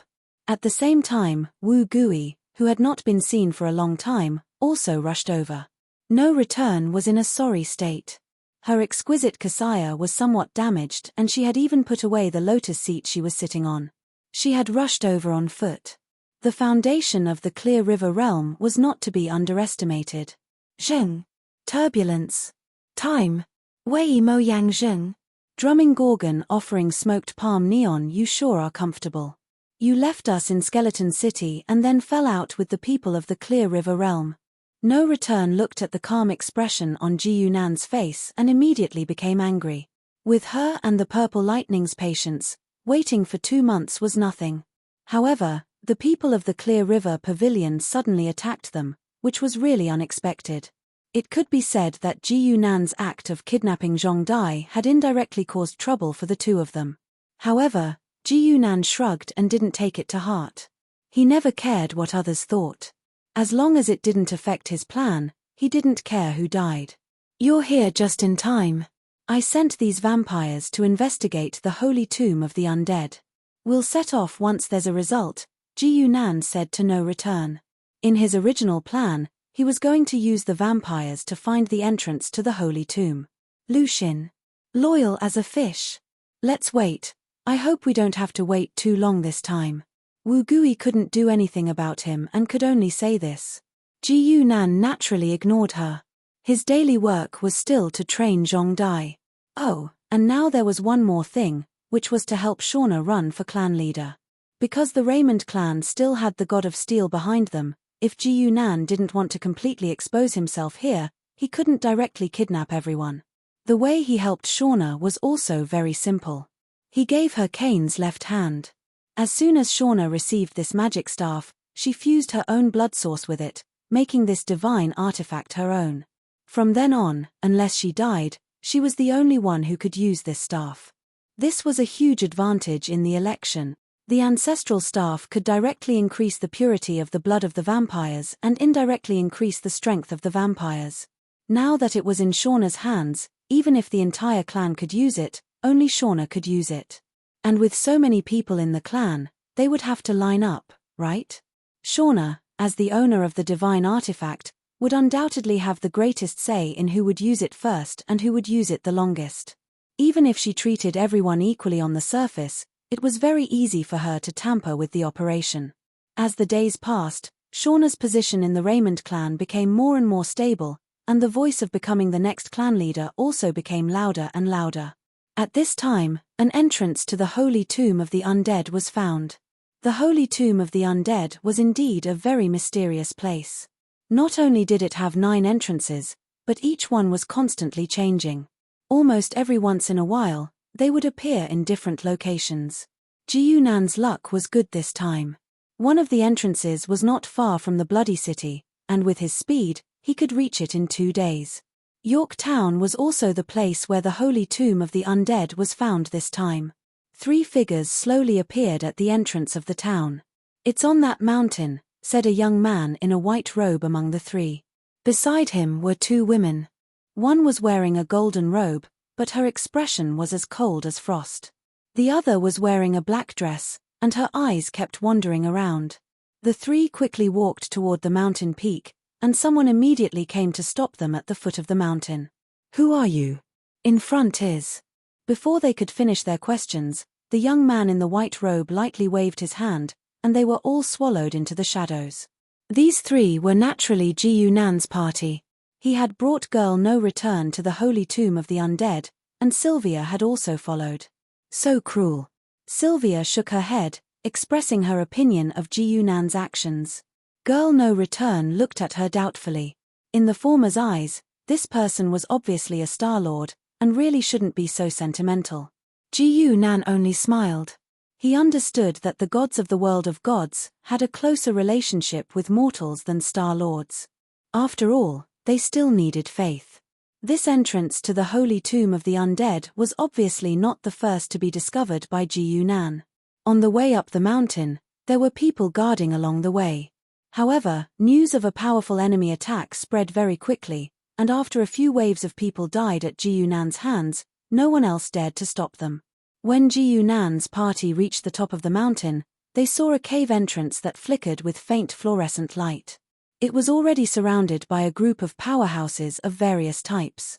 This was obviously not the publicly recognized entrance, so everyone was blocked outside. At the same time, there were also those who did not give up and tried to use their own methods to crack it. Ji Yunan merely glanced at the sign outside the cave, then smiled at Girl No Return, and said, "You're quite lucky." No Return's luck was indeed quite good. They had randomly found an entrance that corresponded to the Tomb of the Living Dead. Perhaps Ji Yunan's words were heard by some of the people around them, as someone immediately surrounded them and said with a smile, "Do the 3 of you want to try and crack the entrance puzzle? You only need to pay 300 divine power coins each." Sylvia looked at this person speechlessly. She did not expect that even a holy tomb of the undead that they could not open could become a way to rake in money. However, she did not care about this bit of divine power coins. A place like the Holy Tomb of the Undead was obviously better for them to sneak in. Meanwhile, Ji Yunan continued to walk forward, and the man who came up to speak to him did not mind. He only smiled and blocked Ji Yunan's path. The few chambers of commerce working together to control the entrance was enough to bully ordinary powerhouses. If it were a true powerhouse, they would not care about this bit of money. After all, the fewer people who knew about the Holy Tomb of the Undead, the better. He believed that no one would be willing to publicize this place. However, in the next moment, his head flew into the sky and fell heavily to the ground at the side, whereas Ji Yunan didn't even spare a glance at him. Chapter 325. 1 Second Genius? Question mark. Di Cho Boluan? Question mark. Question mark. Question mark. Question mark. Who are the 3 of you? The Holy Tomb is guarded by the 4 of us. What do you want? We are, of course. Ji Yunan was not interested in who was guarding the Holy Tomb. After all, his target was the inside of the tomb, and it had nothing to do with the people guarding outside. Ji Yunan almost killed his way in. In the end, Sylvia couldn't stand it anymore and revealed a trace of divine aura. From then on, no one dared to make any noise. However, they had a new curiosity. Who on earth would be interested in the holy tomb of the undead? No matter how legendary a necromancer was, he was still a mortal. How could he be worthy of the arrival of a god? In a place like the kingdom of the undead, it was very likely that a god would come, not just a saint. Gu Nan ignored these people's attitude. He came to the entrance of the holy tomb and formed a strange mark with shadow force, which landed on the entrance of the cave. The mark combined perfectly with the original mark at the entrance and formed a brand new inscription. Then, Gu Nan waved his hand lightly, splitting the inscription into two and casting it to the sides. The fluorescent light at the entrance of the cave gradually dimmed. It was not until Gu Nan and the other two entered that Gu Nan closed the door. That's the Tardonian language? After entering the holy tomb, Sylvia searched her memory and found out what the inscription was. It was the superposition of the words life and death in the Tardonian language. To be precise, it's the ancient Tardonian language. Gu Nan said casually, the Count of the Living Dead, Fersen, was a Tardonian. He left the inscription himself. Fersen was from the Middle Ages, and the language he used was considered an ancient language. However, in Sylvia's eyes, there was no difference between ancient and modern. She had existed long before the Tardonians appeared. The entrance to the Tomb of the Living Dead was the easiest one to solve among the 9 entrances. To put it bluntly, it was just a superposition of the 2 inscriptions with some lines removed. As long as he knew that Filson was from Tattun City, and could guess the general idea of this mechanism, it would not be difficult to solve the puzzle. The young girl No Return remained silent, but her gaze gradually focused as she cautiously looked around. According to Gu Nan, what she needed was here. However, her caution was basically useless, because Gu Nan knew this place as well as his own backyard.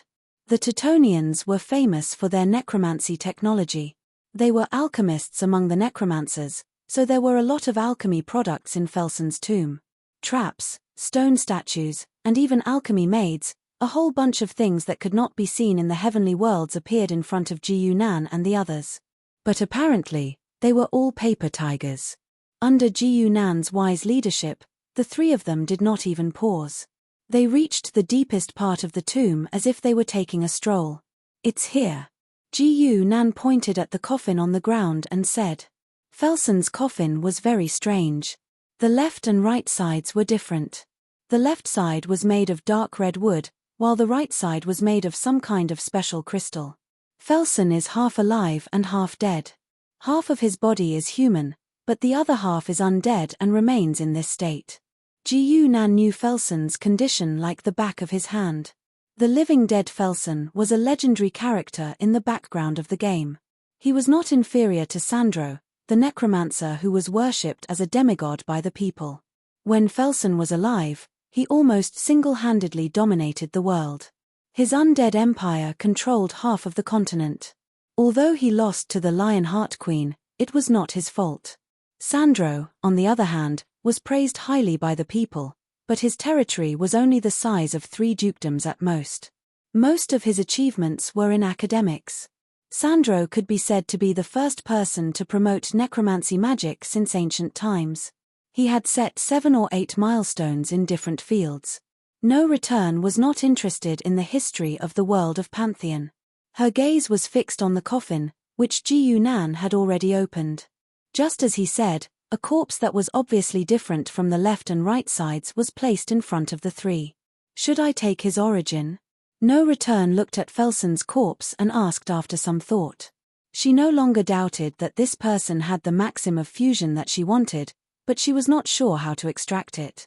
He's been dead for almost 100,000 years. What origin would he have? Gu Nan rolled his eyes and said, just take the coffin away. But be careful, the corpse will rot quickly after leaving the holy tomb.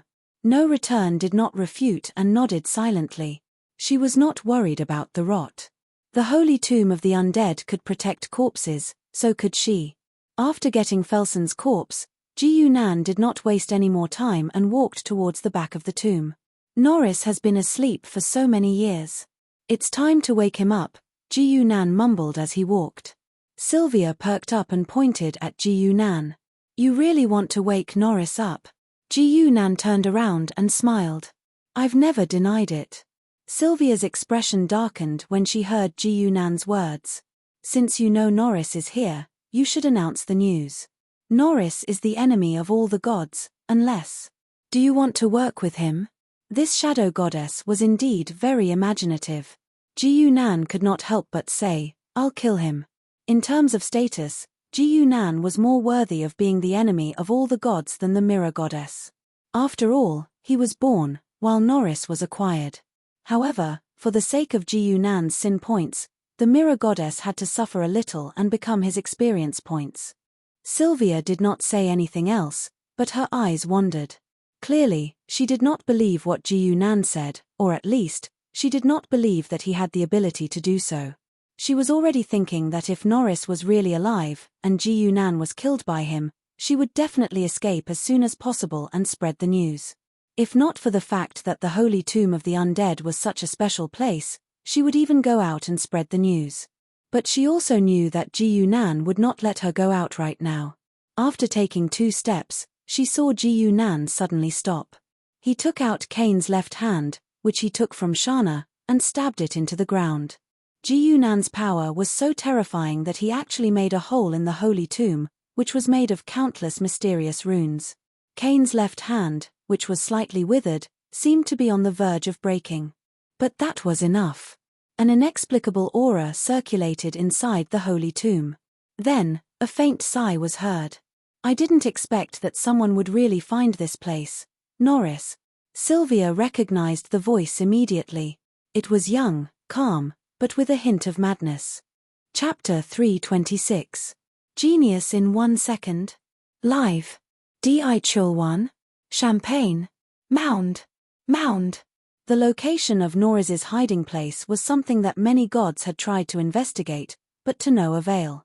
Even Sylvia didn't expect that he had been hiding in an abandoned main plane all this time, and in a place like the holy undead tomb that countless people had been searching for over and over again. Perhaps this was the darkest place.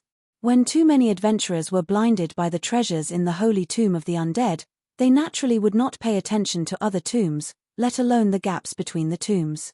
In fact, Norris had hidden very well.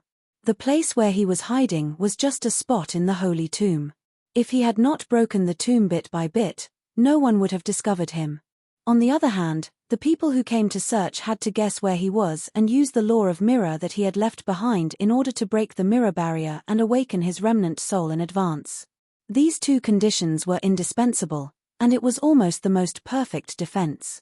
But what Norris did not expect was that someone still found his location. Of course, the NPCs would not understand that there was a group of people called players. When they were bored, they liked to dismantle the entire world for fun. And as they dismantled, they discovered that there was a god hiding here. Then, they analyzed his origin and thought of a way to awaken him. Norris was a scholarly man with a pair of transparent glasses. His short, silver-grey hair covered half of his forehead, and he held a thin book in his hand. You're the one who awakened me. Norris's gaze fell on Ji Yunan. He seemed calm and composed, without any hint of madness. Just from appearance alone, no one could connect Norris with his image in the world. Sylvia tightly pursed her lips, and her nerves were already tense. As long as Norris made a move, she would immediately take action. Norris was already used to her behavior, but Ji Yunan's expression was still calm, which made him a little curious. What's your purpose in awakening me? Oh, no need to answer. Let me guess. Borrow my power? Through me to find some old guys from back then? Or? Norris had a charming smile on his face, and said word by word, you want to continue what I've left undone? He didn't mention the possibility of getting rid of the scourge for the people. If that was the case, there shouldn't be just 3 people coming. Sylvia quickly turned her head and stared at Ji Yunan nervously, fearing that he would say yes. Ji Yunan didn't disappoint her. He didn't even bother to respond to Norris. He patted the girl's shoulder and said, you go first. Ji Yunan's attitude stunned Norris and the shadow goddess at the same time. No matter how loathsome Norris was, or how many disasters he had caused, he was still an influential figure in the world of gods. Whether they hated him, mocked him, or praised him, no one could ignore his existence, but Ji Yunan did it. It was hard for them to understand. To Ji Yunan, Norris was just a monster. No matter how rich their background was, no matter how legendary their experiences were, they were still monsters, and monsters were meant to be killed. Like Ji Yunan, there was another person who could ignore Norris. She did not even recognize this person in front of her. But the coffin of the living dead was already in her hands, and she didn't mind fulfilling her promise. Thus, she attacked without hesitation. Her palms imbued with the dual intents of the devil and Buddha were directly imprinted in front of Norris. Norris laughed involuntarily. He raised the book in his hand, and a silver mirror appeared in front of him. In her line of sight, the mirror in front of her reflected her clearly. The closer she got, the clearer the palm imprint in the mirror became. When she hit the mirror, the force that was almost identical to her own hit her without any resistance. The silver mirror shattered in an instant, and she let out a muffled groan. No one would feel good after going all out against her. Norris just smiled and didn't say anything. He had seen too many opponents like this in his tens of thousands of years of war. Even though he had just awakened from the seal, he wasn't. Another cloud of silver mist exploded in front of Norris. Another mirror had been shattered. This time, it was Ji Yunan who attacked. Ji Yunan's fist was covered in blood. One could even see his white bones, but he didn't seem to feel anything. Norris narrowed his eyes. One after another, silver mirrors were placed in front of him, but they were all shattered by Ji Yunan one after another. When the two of them faced each other, Norris suddenly revealed a faint smile. A frameless thin mirror appeared behind him. The thin mirror reflected Norris's figure. When Ji Yunan's fist landed, it directly shattered Norris's body. But in the mirror, he was still unharmed. Ji Yunan didn't even pause for a moment before he punched the mirror again. The terrifying sound of impact rang out again. The thin mirror was also shattered, and a wound appeared on Ji Yunan's hand. It quickly healed. But Norris obviously couldn't be killed so easily. It's useless. His voice began to show obvious madness. You can kill one, but what about hundreds of me? Following Norris's words, hundreds of mirrors appeared in front of Ji Yunan. In the center of each mirror was Norris's figure. Ji Yunan just laughed silently. His figure instantly rushed into the mirror. At the same time, he said, "The two of you, guard the center." Sylvia and No Return didn't dare to be negligent. Very quickly, they arrived at the center of the hundreds of mirrors. What they saw next made them dumbfounded. After entering the mirror, Ji Yunan was like an agile monkey. He shuttled back and forth between the mirrors as he quickly killed hundreds of Norris. "You're not a god." Norris's crazed voice contained an indescribable meaning. The mirror world was his foundation. He could change the laws within it at will. Any god that fell into it would inevitably be restricted. Even the god of light and justice wouldn't be able to display even half of his strength in a world formed purely by the laws of darkness. But this was meaningless to Ji Yunan. Because he was completely using his own body, he wasn't affected by any laws at all. It was also because of this that Norris was certain that he wasn't a god. No god would have such a powerful body. Ji Yunan smiled and didn't say anything. If this was in the game, his identity as an evil god might have been seen through. Fortunately, there was a world here. The god's understanding of the world was far from deep. Moreover, there were indeed people who cultivated their bodies there. Norris didn't have time to think too much. Having just awakened, he was in the weakest state he had ever been in. Facing an enemy that understood him very well, he could only choose to escape. He instantly escaped from the mirror world. Sylvia's reaction was extremely fast. In an instant, a shadow divine power descended. Furthermore, she used the power of her divine kingdom. She was already using her full strength. The young lady No Return also revealed her true form. She was half Buddha and half demon. 8 weapons landed on Norris's body at the same time. Norris's expression didn't change. Since he dared to escape, he was naturally prepared to deal with these two. A weak god and a mere demigod. Norris's figure suddenly froze.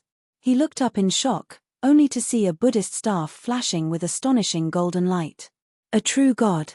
Even Sylvia couldn't help but look at no return. She didn't expect that this person's strength wasn't that much weaker than hers. Norris had miscalculated. This was going to be troublesome. In reality, it wasn't that it was troublesome. Rather, if Norris was blocked for even an instant, he would undoubtedly die. In the eyes of countless gods, the mysterious, powerful, and insane Norris was only a level 8 god monster in Ji Yunan's eyes. Just like how he had destroyed his clones, Ji Yunan's punch landed on Norris's head. This extremely weak level 8 god's divinity instantly shattered. All the mirror light in the surroundings disappeared at the same time. Ji Yunan and the other two returned to the holy tomb of the undead. Ji Yunan looked at the corpse on the ground and smiled in satisfaction. Let's call it a day. Wait. Sylvia hurriedly ran over when she saw that he was about to leave. She complained, "This is Norris we're talking about. Are you sure that he died just like that? You might not believe me." Ji Yunan glanced at his crime value that had increased by 2,500 points. "I'm sure." Chapter 327. Genius in a Second. Live in Di Chulwan, Champagne, Mound. The city's F. The journey to the holy undead tomb seemed uneventful. In fact, ever since Ji Yunan arrived in the world of gods, his journey had been orderly. Mansion. F. W. Key was too familiar with this place, so familiar that even if there were any accidents, he could easily turn the situation around with his experience and, of course, his power. Therefore, Ji Yunan did not feel much about Norris' death, and soon left the holy undead tomb as usual. On the other hand, Sylvia had always been brooding over Norris' death. She could not accept that Norris, who had caused such a ruckus, had died so quietly. In a sense, Sylvia did not look like a god who had lived for tens of thousands of years, but more like an ordinary adventurer with decent strength. There was a reason for this characteristic. Compared to the astral lords of the heavenly worlds, who had gradually broken away from the category of humans since the Break Realm, the gods here were clearly more human. Due to the difference in the laws of space, the legendary realm here, which was equivalent to the Break Realm, did not have the ability to break through the barriers of space, and naturally could not develop an attitude of superiority. The legendary masters who still lived in the mortal world still had to face the birth, aging, illness, and death of their family and friends. They still had to endure the distance of space, so how could they be superior? That was why the gods here had the term divinity. In the heavenly worlds, all the astral lords had long accepted the gap between themselves and mortals. They had reached this height step by step from the Break Realm, but it was not to live with mortals. When Ji Yunan and the other two stepped out of the holy undead tomb, the onlookers outside had almost all dispersed. The reason was simple. Two men in red robes were standing at the entrance of the holy undead tomb, respectfully waiting for the people inside to come out. As soon as the three of them appeared, the two men in red robes immediately came up to them and bowed in a strange manner. "Esteemed Highness Sylvia, on behalf of our Lord, we extend our most sincere." Before the two could finish, they could not continue, because they realized that the one walking in front of the three was not the shadow goddess they had expected, but a youth they did not know. Mishra's oracle? The young man looked up at the two of them, then looked at the symbol on their chests, and asked in confusion, "You don't even know how to greet me?" Mishra was the god of the Minotaurs, one of the gods under the beast god. These two were obviously his messengers. The faces of the two men instantly flushed red. When an oracle represented a god to greet another god, greetings were naturally of utmost importance. When the two of them heard that Sylvia was here, they hurried over to greet her, but they didn't expect to bump into Ji Yunan. Who are you? Why are you calling my lord's name directly?" One of the god envoys came to his senses and immediately glared at Ji Yunan. Compared to greetings, directly calling a god by his name was naturally a greater sin. It was normal for the oracle to think of this to change the topic. Ji Yunan didn't even bother to look at the two of them as he continued to walk forward. As for the oracle in front of him, he grabbed his hair with one hand and threw him to the side. Not even his shadow could be seen. The other oracle stared blankly at this scene, and then watched helplessly as the three of them walked past him. The two oracles were just a small interlude. Ji Yunan's journey was not affected at all, and he soon returned to Bloody City. At this stage, Ji Yunan's goal in the world of gods had basically been achieved. His sin value had reached 5,000 points, and in the process of recruiting the bloodbreeds, Cain's left hand also came in handy. There was also a pleasant surprise. Zhong Dai, a native of the heavenly plains, was used by him to walk the path of a player, creating a player-type NPC that originally couldn't exist. In the following days, with Ji Yunan's full help, Shauna quickly ascended to the position of patriarch of the Raymond clan, and then stirred up a true bloodbath in Bloody City. Under Shauna's leadership, the Raymond clan suddenly became extremely aggressive, practically incorporating the entire Bloody City into their sphere of influence, invading all other forces. This action allowed the Raymond clan to obtain a large amount of resources at the beginning, but it also caused public anger. Many bloodbreeds died in the war, and the glory of the Raymond clan could no longer be maintained.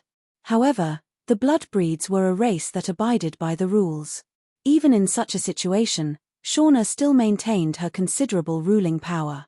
Of course, this was also thanks to the ancestral scepter in her hands. If not for the existence of this divine weapon, with the vampires' impudence during this period of time, they would have long been annihilated. The chaos in Bloody City only lasted for half a month, and before the God of Steel could react, Ji Yunan had Shauna reveal her final trump card. All clansmen, prepare to move. Shauna sat at the head of the round table, looking down at the people below. Her expression was solemn and calm. With the power of the ancestral scepter, Shauna's strength was considered extraordinary among legends, enough to suppress her clansmen. Move to where? The group of vampires revealed looks of astonishment. For a race that received the protection of the gods, the migration of a group was no small matter. Of course, to the Lord's divine kingdom. Shauna revealed a smile and stood up, while Ji Yunan slowly walked out from behind her. The migration of the Raymond clan was going much smoother than expected. This race that lived in the kingdom of the undead had no faith to speak of, and even lacked too much loyalty to the gods. Shauna only used one sentence to convince most of them. Stay here and be annihilated by the furious enemies, or follow me and enjoy the blessing of the ancestral scepter. Ji Yunan and the others were originally people of the world of gods, so they would not encounter any obstacles if they wanted to leave the world of gods' dimensional wall and re-enter the world of gods. But the group of vampires was different. They were natives of the world of gods, so it was not too difficult to leave, but if they wanted to enter the world of gods, they would also need to pass through the dimensional wall. Passing through the dimensional wall required a space-time crystal core, and if it was a small group, they could still sneak in. But if the Raymond clan wanted to enter this place, there were close to 200 people, so it was a little troublesome. In fact, Ji Yunan and the others were now in the gap between the two worlds, looking at the crystal dimensional wall speechlessly. Ji Yunan had not considered this at first. Although he was an expert player, he was not the kind of demon who would calculate every possible possibility. Things that were not very important would always be overlooked. Do you know where to get a space-time crystal core? Ji Yunan asked the young girl, no return, who was beside him. Right now, the only person he could discuss with was no return. Of course, Sylvia could not follow him here, but little Zhong Dai did, but she probably did not even know what a space-time crystal core was. Chapter 328. 1 Second Genius. Live in Di Cho Boluan. Champagne. Mound. City F***CK. It's hard to do it on such a large scale. Mansion. Ko. F. W. Ku Gui said in a hesitant tone. Personally sending so many people into the heavens is equivalent to openly provoking the 13 heavens. The dignity of the 13 heavens could not be blasphemed. Ji Yunan could privately not give Lu Wen any face, since not many people knew about it. However, if he were to send 200 people into the all heavens, then the 13 heavens would most likely send people to hunt him down. If they didn't do this, it wouldn't be long before the ban would become a useless piece of paper, and the 13 heavens would lose all face. Ji Yunan fell silent. He was unscrupulous, but he was not stupid. Even if they wanted to kill monsters, there was no reason for a level 30 player to kill a level 70 monster. If you're a newbie who has nothing better to do than wander around a high-level monster area, don't blame the monsters for insta-killing you. Gu Nan didn't know what considerations the 13 heavens had for restricting the flow of goods between the two realms, but he couldn't beat them, so he couldn't force his way through. He thought about it and said, if it really doesn't work, we can only leave the people in the gap and send a group of people back every once in a while. The 13 heavens treated stowaways as if they couldn't see them. Otherwise, there wouldn't be an organization like the Heavenly Deity Society. Wait a minute, the Heaven God Assembly. Gu Nan's eyes lit up. He suddenly remembered that he had already joined the Heavenly Deity Society. Why not try it out on someone from the Heavenly Deity Society? They must have done more traveling between the two worlds.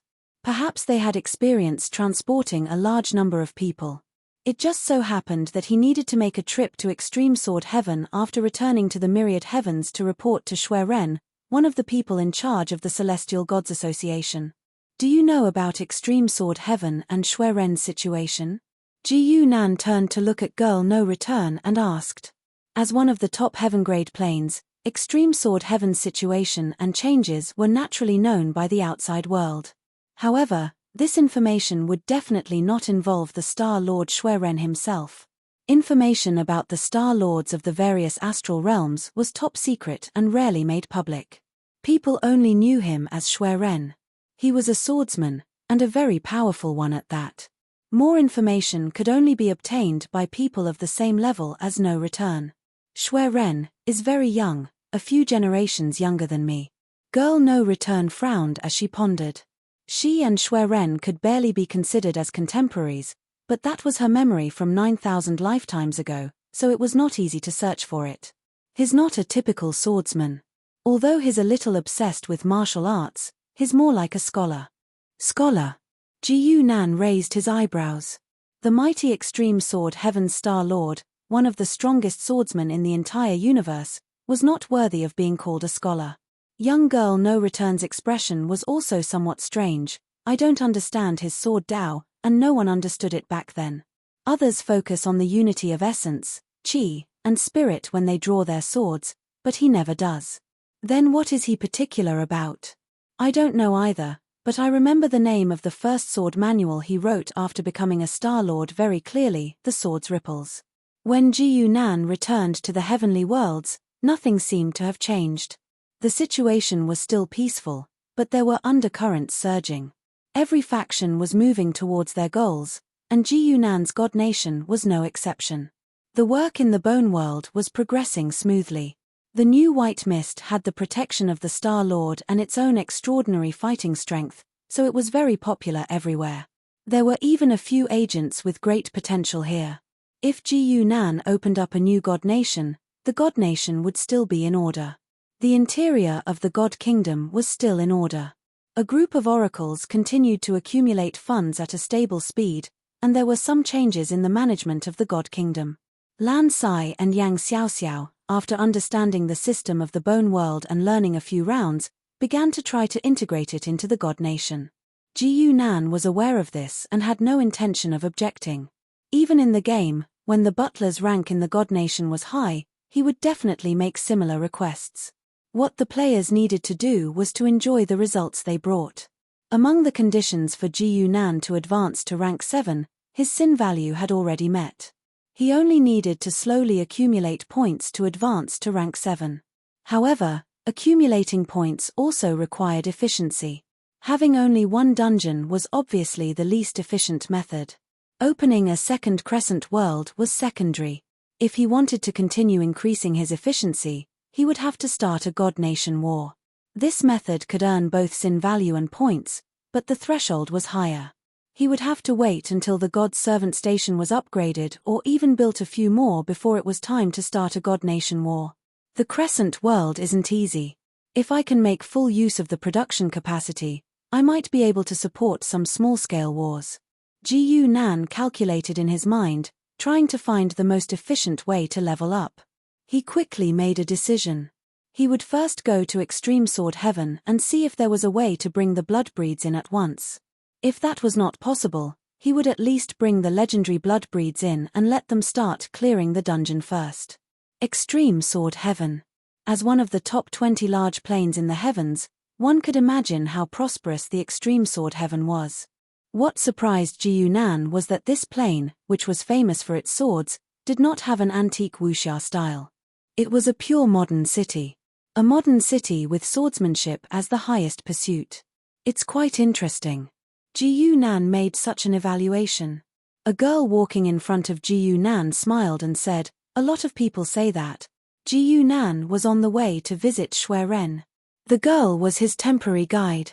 Just like all the big planes, Extreme Sword Sky had a very strict monitoring of every Break World elite that came to the plane. Not only would they try to find out why they came, but they would also not let them out of their sight. After all, for an astral world that was ruled peacefully, the destructive power of a Break World elite was too strong. "We are here, Master." The girl took Ji Yunan to a building near the sea. "This is where Mr. Hongye lives."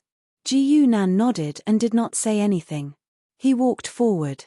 He was there to visit Shui Ren, but he was the astral master of Extreme Sword Heaven. He could not be seen just because you wanted to. For visitors like Ji Yunan, Extreme Sword Heaven's way of dealing with them was to find a representative to verify the visitor's identity and purpose. Then, they would decide who to send. The person Ji Yunan wanted to see was called Chu Hongye. According to seniority, he was Shui Ren's nephew. He was in charge of receiving visitors like Ji Yunan. When Ji Yunan entered the building near the sea, there were already 4 or 5 cultivators sitting inside. There were men and women, and there was even a boy with a buzz cut. Seeing Ji Yunan come in, a young man approached him with a standard smile. "Mr. Hongye is taking a nap. Please wait here." He sounded very polite, but he looked very calm. Clearly, he had received many guests like Ji Yunan before. He did not really care. "Is she upstairs?" Ji Yunan raised his eyebrows. The young man was shocked. He realized what he wanted to do. This was not the first time he had seen a guest like this. He coldly laughed and said, "Where Mr. Hongye is not something we know." He said "we," yet his gaze was fixated on Ji Yunan, and his actual meaning was obviously "you." To his surprise, the other party didn't show any anger on his face. He just nodded and waved his hand lightly. The shadow started to spread, and the building started to break. Chapter 329. Genius 1 second. Live. Di Cho Boluan. Champagne. Mong Dang. City F***CK. In a small building near the sea, a shadow appeared under Ji Yunan's feet. If the shadow touched someone or something, it would turn them into dust. The young man in front of Ji Yunan was the first to be hit. The shadow swept through him. His whole body was like glass that was broken. There was no trace of him left. The young man disappeared along with the floor under everyone's feet. The walls, sofas, coffee tables, and other things around them disappeared. Fortunately, the speed of the shadow's spread was not so fast that people could not react. 5 other visitors quickly stood up and retreated. These people were not ordinary people. They all had break world power. Some people tried to use their own rules to block it. Before the rules could leave their bodies, they were crushed by the shadow. That scary result scared the people so much that they did not dare stay. They immediately ran away. They did not even care about visiting. The people who came there were not all there for Shui Ren. Most of them were there to see the higher-ups of the sword faction. They were not in a hurry. On the other hand, they wanted to see what would happen to Ji Yunan, who dared to cause trouble in Extreme Sword Sky. Under Ji Yunan's shadow, more than half of the pavilion was corroded in the blink of an eye. A few of the beams on the first floor were damaged. It caused the second floor to collapse. Miss Chu Hongye, who was rumored to be taking a nap, could not continue sleeping. "How dare you come to Extreme Sword Sky to cause trouble? You must be tired of living." A voice came from above Ji Yunan's head. There was a sword light. Mansion. F.W. They were clearly in a modernized city, but Chu Hongye's words carried the aura of the Jianghu. Ji Yunan found it strange. His first reaction was, the NPC's words are so different from the scene. The copywriter's salary is going to be cut. Then, he shook his head. He threw away all thoughts of complaining and looked at the sword light. According to the information provided by No Return, Shui Ren was probably a physicist disguised as a swordsman. Chu Hongye, as his disciple's nephew, should be similar. Scientific cultivation had never happened in the game in his previous life, so Ji Yunan was quite interested in it. Chu Hongye's sword light was indeed strange. It was a straight thrust, but in Ji Yunan's perception, it felt like a cluster of swords. That's right, it felt as if the sword had split up and turned into a cloud of mist that surged toward the person. Is this the sword's wave-like nature? Ji Yunan couldn't help but smile faintly. Look, the so-called wave nature of Li Ji Heaven was at least at the level of matter waves and not the peaks and troughs of junior high school physics. It was not that low in terms of pretentiousness. The next moment, the sword light was caught by Ji Yunan. The confident Chu Hongye's smile froze on his face. Her wave-like sword had achieved a small success, and her power was at the Breakworld level. Even the top Breakworld elites would have to be careful to block that sword, but this person was able to catch it with his hands. If a swordsman was asked what kind of opponent they hated the most, speed, power, and a high level would be the lowest. The answer would be that the opponent could not break the defense. Ji Yunan was one of those opponents. It wasn't just Chu Hongye. Even an opponent of the same level as Ji Yunan would have a hard time breaking his defense. Evil God was a pure fighting system, and its evil god body was too strong. Ji Yunan looked at the long sword in his hand. He noticed it was no different from an ordinary sword. A sword that was not moving could not move. After looking at it for a while, Ji Yunan couldn't see anything. He didn't want to observe it anymore. No matter if it was his previous life or this life, Ji Yunan was not a genius. He only knew how to play games. I am looking for Shui Ren. Ji Yunan walked in front of Chu Hongye and coldly said, I am looking for Shui Ren. When he calmed himself down and took a closer look, he realized that Chu Hongye's getup was very interesting. Her hair was dyed red, and she had an earring in her right ear. She looked like a delinquent girl. She was wearing a very neat robe. There was a wooden scabbard on her back. Her attire did not match her temperament. The delinquent girl in the robe did not look scared. She looked interested. She looked at Ji Yunan and asked, Why are you looking for my teacher? Things about the Sky God Society should not be told to outsiders. Ji Yunan was too lazy to make up an excuse, so he said, I cannot tell you. Chu Hongye was speechless. She thought about it and said, What is your name? I am taking you to see teacher. I need to tell you my name.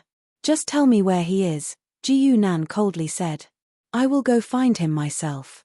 He thought it was too troublesome to report back and forth. Even when planet lords visited each other, they rarely had to be reported. This was because once a planet lord's location was known, the local planet lord would soon be alerted. Chu Hongye had never seen a visitor like Ji Yunan. She was not afraid of anything, so she immediately turned her head. You want me to lead the way? Beg me. Crack. The delinquent girl felt pain in her leg. A scalp-numbing sound was heard. Ji Yunan had broken her leg bone with a stomp. Where is Shui Ren? Ji Yunan did not even bother to speak. Why you? Kill him if you can. Ah, no, wait. Chu Hongye was in so much pain that she stuttered, but she changed her words quickly. Ji Yunan slowly retracted his shadow. If Chu Hongye had refused, he would not have minded refining her into a shadow servant first and asking her questions later. However, since she was willing to lead the way, Ji Yunan did not have to go through this step. For players, they would save time. If they could just hang up, clicking the mouse would be a waste of energy. Lead the way. Chu Hongye struggled to stand up. Ignoring the injury on her leg, she smiled strangely and said, Hey, come with me. As she said this, she waved her hand lightly, and a message was transmitted through the rune in her hand. Outside the Sword Faction's mountain gate, a young man and a woman in Taoist robes were looking ahead. Junior Sister Chu is in Wutong District. If she's bringing someone over, she should be here by now. Why isn't she here yet? The man's voice was slightly anxious. Why are you so anxious? His female companion said angrily. Junior Sister said that person could take her wave sword with his bare hands, so he's probably a planet lord. We have to leave as soon as possible. The man smiled bitterly. I can't control the sword beasts anymore. I should have asked Master for help. The woman was already going crazy. She poked his head and said, "Use your brain. Would Master let us out if you asked for him? Would he avenge junior sister Chu? Hey! Don't touch me." The man's body tilted from her movement. He immediately panicked, and the rune on his hand disappeared. He felt a chill in his heart. He subconsciously looked behind him, and saw a giant ape almost 10 people tall, roaring and charging forward. It's over. Chapter 330. Genius in 1 second. Live in Di Chul 1. Champagne. Lang done. City done. Astral lords were completely independent. Apart from the 13 skies, it was almost impossible to see an astral lord relying on another astral realm. In other words, even in a large dimension like Extreme Sword Heaven, the only astral lord who truly belonged here was Shui Ren. The other astral lords were at most guests or living in seclusion. They might even be seeking revenge, but they had no affiliation with Extreme Sword Heaven. Only at the level of the 13 skies, where the astral lord was one with the great Tao, and the astral realm had a fundamental breakthrough, would they have the foundation to recruit other astral lords. Precisely because of this, a group of astral lords below the 13 skies used all kinds of methods to try to create artificial astral lord level combat power. Extreme Sword Heaven was a very typical example. Shui Ren's cultivation was more like research. Therefore, in the process of his research, he came up with some strange methods that could be used to create combat power. After all, technology was the #1 productive force, and the production of combat power was also production. Jiao Xiaowen's face was pale. His heart turned cold as he looked at the combat power that was flying away. Leaving the sect with a sword beast was not a light crime. It would be fine if it could be solved perfectly, but if things got out of hand, he would be punished. But now, he had let a astral lord sword beast go out of control. Jiao Xiaowen did not know how to explain this to the sect. He felt that he might even be expelled from the sect. Seeing the giant ape howling away, the girl next to him, Wang Qiu, also froze.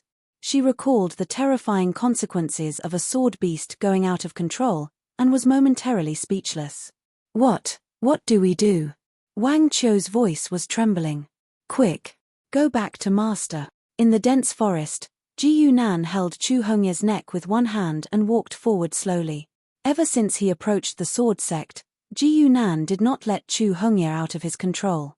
Physics sword Dao was something he had never come into contact with before. No one knew what kind of strange abilities it had. If Chu Hongye successfully entered the spatial tunnel because of a moment of carelessness, it would be difficult to find her again.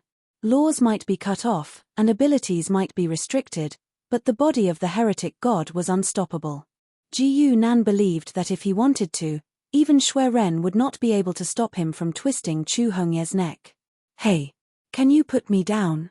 Chu Hongye did not have the same thoughts as Ji Yunan. She said angrily. "Why? I can walk by myself," she said, kicking the leg that was still intact. Ji Yunan glanced at her and unhurriedly placed her on the ground. Then, he stepped on her good leg. Crack! The sound of bones cracking rang out again. Chu Hongye immediately cried out in pain. "What are you doing?" Ji Yunan glanced at her coldly. "Can you still leave now?" I can't." Chu Hongye really wanted to draw her sword and slash the fellow in front of her, but the heavy reality made her choose to surrender. "Just you wait." Chu Hongye glared at Ji Yunan fiercely, but in his heart, he was wondering why his senior brothers and sisters weren't here yet. Right at this moment, a loud roar came from in front of the two of them.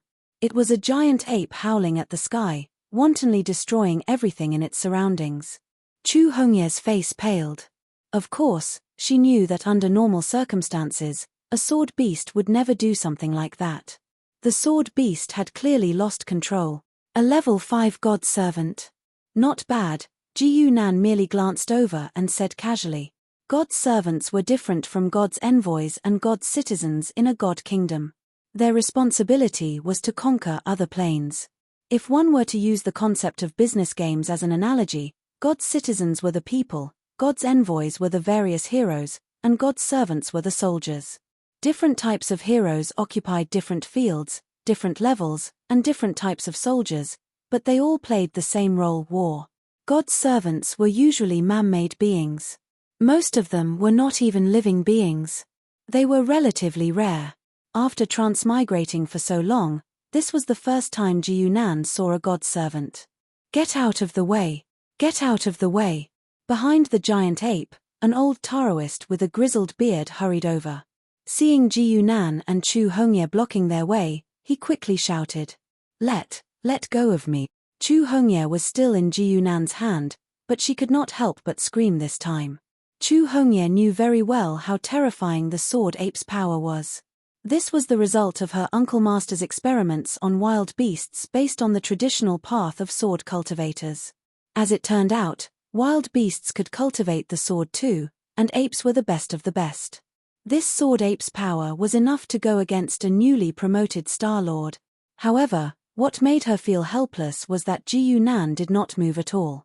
He watched as the sword ape charged over and slashed its palm down. The slash was as fast as lightning. It used its palm as a sword, and the sword intent did not disperse. This move alone was enough to prove that the sword Dao of the giant ape was extraordinary.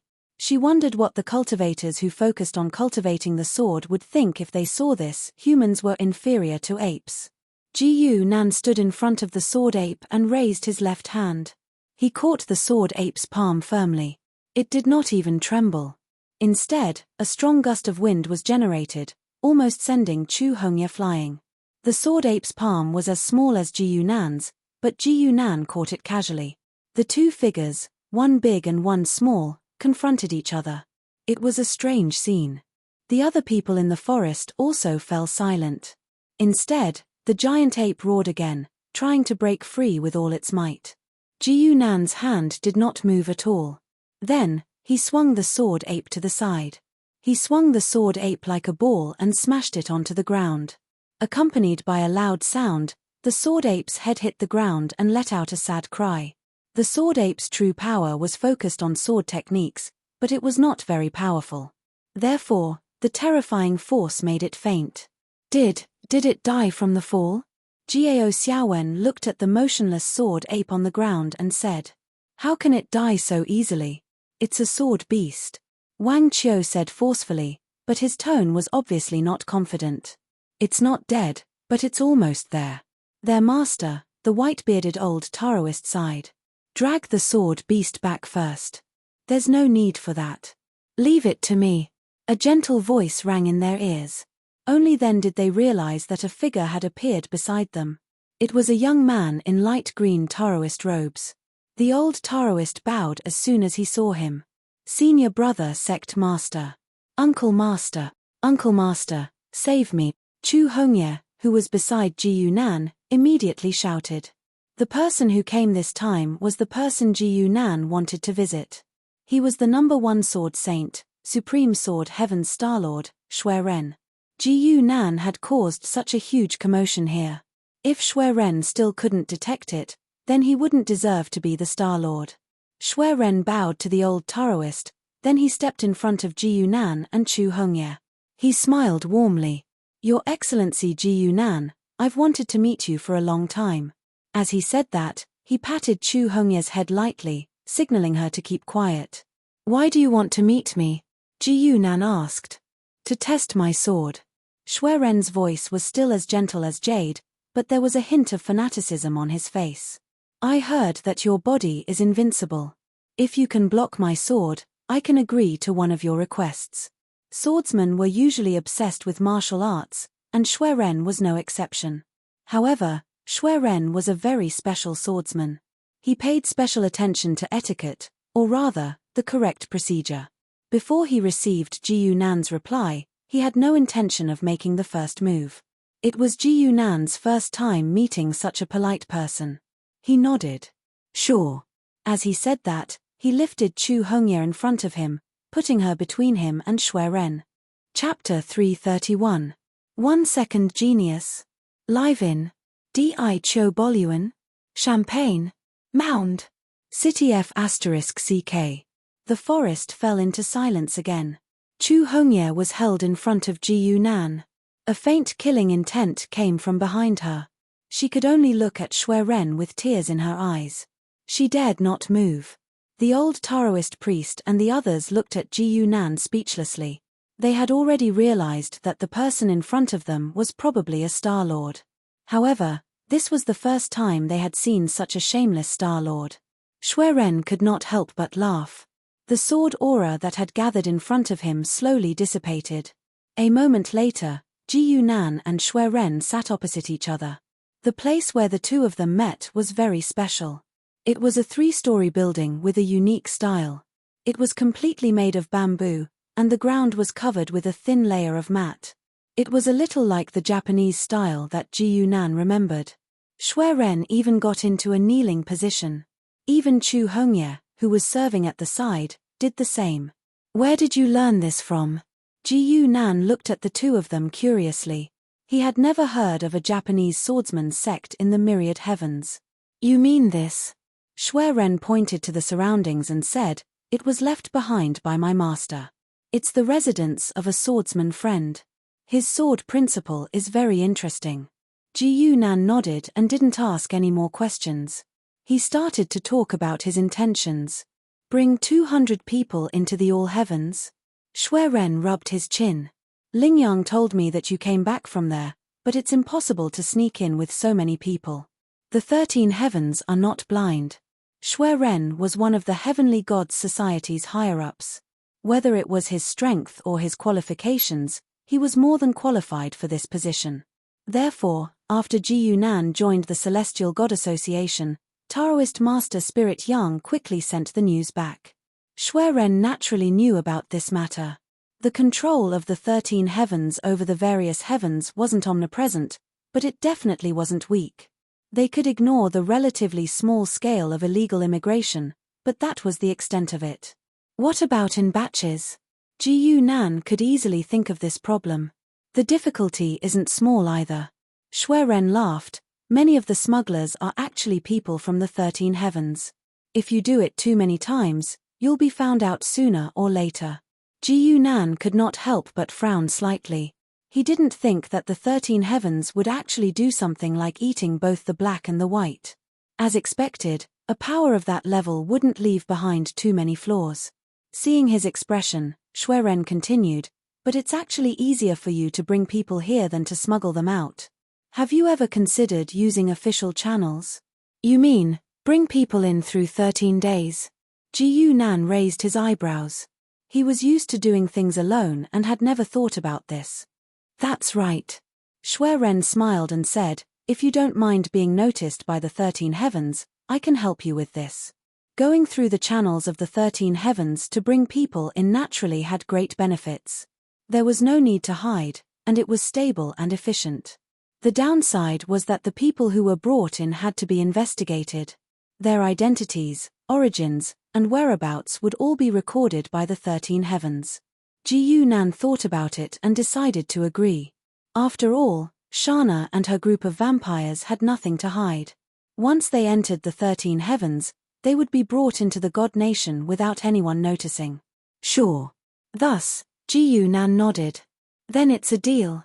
Shui Ren did not have the air of a grand astral lord at all. He was approachable like an ordinary person. Also, I hope that you can do me a small favor. Ji Yunan was very familiar with the method of obtaining rewards for completing missions. Naturally, he had no objections. Fight? No. Shui Ren smiled and patted Chu Hongye's head. Under the latter's resentful gaze, he said slowly, "Help me look after my child." Chu Hongye was Shui Ren's martial niece, but her master had passed away a long time ago. In reality, she was brought up by Shui Ren. It was not an exaggeration to say that they were master and disciple, or even father and daughter. More importantly, Shui Ren only had a few disciples. Among them, Chu Hongye had the most hope of inheriting his mantle. Such a Chu Hongye status in the sword sect was imaginable. But it was also such a Chu Hongye who was now following closely behind Ji Yunan, sizing up Ji Yunan's back with a wary gaze. Shui Ren's condition for agreeing to help was that he wanted Ji Yunan to look after his child for a period of time. That child was Chu Hongye. The time limit was roughly 3 months to half a year. When Shui Ren returned, Ji Yunan only had to hand over a living Chu Hongye. Minor injuries were nothing to a cultivator of this level, just like Chu Hongye's broken legs, which were quickly healed. What does Shui Ren want me to bring you? Will someone come to kill you? Ji Yunan turned to ask Chu Hongye. To him, this was nothing more than a protection mission. Predicting possible danger was naturally what the players had to do. Ji Yunan did not mind staying in the extreme sword heaven for a period of time. After taking over the blood race, he would have to go into hibernation for a period of time and wait for his accumulated points. Even if he planned to start a war in the Divine Kingdom, the initial investment of points was not a small number. Staying in the extreme sword heaven to look after the child did not mean that he would not have time to return to the Divine Kingdom. It would not affect his arrangements there. Chu Hongye looked at Ji Yunan and said somewhat embarrassedly, "I'm not in any danger. It's just that I tend to get into danger." Grotto Void Heaven. The Grotto Void Heaven was a super plane among the 13 heavens. Not only was it powerful, but it was also one of the earliest astral realms to enter this level. It was a true veteran among the astral realms. In the distant ancient times, the Grotto Void Heaven was once known as the Tao sect. The current profound pure world of Daoist Spirit Yang was actually one of the branches of the ancient Tao sect.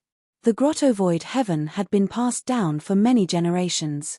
What was surprising was that every generation's Star Lord was a scholar who successfully entered the Tao integration realm. The Grotto Void Heaven had never fallen out of the ranks of the 13 heavens. Of course, it might not have been called the 13 heavens back then. The current Star Lord of the Grotto Void Heaven was a rare female. She was called Daoist Priestess Yu Lian in the mortal world because her real name was Yu Lian.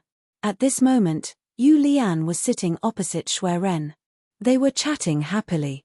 "In that case, I'll leave this matter to you." Shui Ren smiled and took a sip of tea. The tea leaves were specially made by the Tao sect, and an indescribable fragrance lingered in the air. Yu Lian's appearance was ordinary. She was neither beautiful nor ugly, but her facial features were very regular. She gave off the feeling that she was very serious. "It's a small matter," she replied to Shui Ren's request with these two words. It was indeed a small matter to bring a group of people into the 9 heavens. As long as the other party was willing to be investigated, the 13 heavens actually did not have to pay any price. A few spacetime crystal cores were really nothing to the 13 heavens who had the resources of the 9 heavens. The one who wants to bring people in is Ji Yunan, right? Is this person worth roping him in like this? Yu Lian naturally knew who Shui Ren was speaking for. He's a very interesting person. Shui Ren smiled. His gaze suddenly became somewhat deep. He should be related to that side. Chapter 332. Genius in 1 second. Live. Di Chul 1. Champagne. Mound. City F *CK. Yu Lian obviously wouldn't misunderstand what Shui Ren meant by there, so she frowned slightly. This Ji Yunan's power is indeed unprecedented, but it's even more different from there. Yu Lian thought about it and shook her head. As one of the 13 heavens Starlords, Yu Lian was no stranger to the gods. She had even personally fought with the Lord of the other side. If the power system of the heavenly worlds could be described as having 100 flowers blooming, then the world of gods could be said to be completely single. Putting aside the differences in the godhoods, it could be said that all the gods walked the same path, which was to use the power of faith as the foundation and use the godhood to drive their power. Yu Lian didn't really agree that Ji Yunan was related to the other side, but she still kept an eye on him. After all, it was Shui Ren who said it. Shui Ren was one of the top Starlords in the world, and he was only 1 step away from the 13 heavens, and could take that step at any time. Just their personal friendship was enough for Yu Lian to pay attention to him. "If there's a chance, pull him over to our side," she said. "I will. Let's wait and see." Shui Ren was still smiling, and he changed the topic. "The little friend that Lu Wen found is going to the Earth ruins soon. Aren't you going to make some preparations? I'll be going out soon, so I might not be able to help you." "There's no need for that," Yu Lian said decisively, her gaze cold. Yu Lian said decisively, her gaze somewhat cold. Lu Wen's hand has stretched too far. The 13 heavens moved faster than Ji Yunan expected. In less than 2 days, Someone had already gone to extradite the vampires. Shana and the others naturally didn't care about the investigation, but Zhong Dai, who had a slightly questionable identity. She was originally from the heavenly worlds, and wasn't affected by the bit wall at all. There was no need to investigate her. The blood breeds were sent to the God Kingdom by Ji Yunan, and a separate territory was given to them to develop. Shana led 2 legendary blood breeds to begin the Crescent World Instance Dungeon. Only Zhong Dai was decisively thrown into the Bone World by Ji Yunan, and she wasn't given a chance to enter the God Kingdom. She was Zhong Qinghe's daughter, after all. Who knew if Zhong Qinghe had left any tricks on her? Letting her enter the Divine Kingdom would be risky. If she wanted to enter the Divine Kingdom, she had to at least wait until Ji Yunan felt that the Divine Kingdom was strong enough, or until he killed Zhong Qinghe. As for the Raymond clan, who had lived in the Undead Kingdom for many years, they weren't used to the environment in Ji Yunan's Divine Kingdom, but they were still very satisfied. There weren't too many powerful forces here, and most of the resources were still in a state of development. It was very suitable for them to survive. Apart from the difference in culture and customs, as well as the fact that legendary powerhouses would be dragged to do hard labor, there was nothing else that he was dissatisfied with. After settling the Divine Nation, Ji Yunan supervised the progress of the Crescent World Instance Dungeon while his true body remained in Extreme Sword Heaven. He soon learned what Chu Hongye meant by getting into danger. Senior Ji Yunan, someone's here again, and it's still because of junior sister Chu. Jiao Xiaowen had a bitter expression on his face as he ran to Ji Yunan's side and reported. In just half a month, this was the 4th time he had come to ask for help. If possible, Jiao Xiaowen would never want to do this. He knew how terrifying this person in front of him was, or rather, brutal. Chu Hongye was really a troublemaker. She was born with a mocking face, and no matter where she went, she would attract hatred.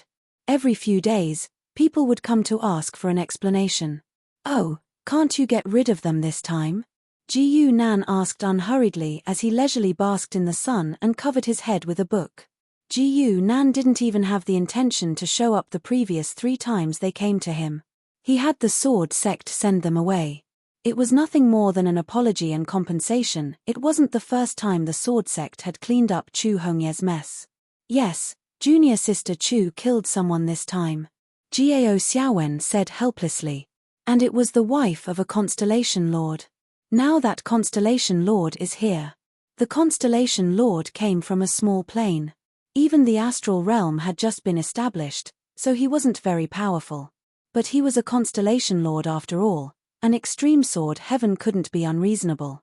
The bigger the plane, the more they had to care about their reputation. It was not good to bully others openly.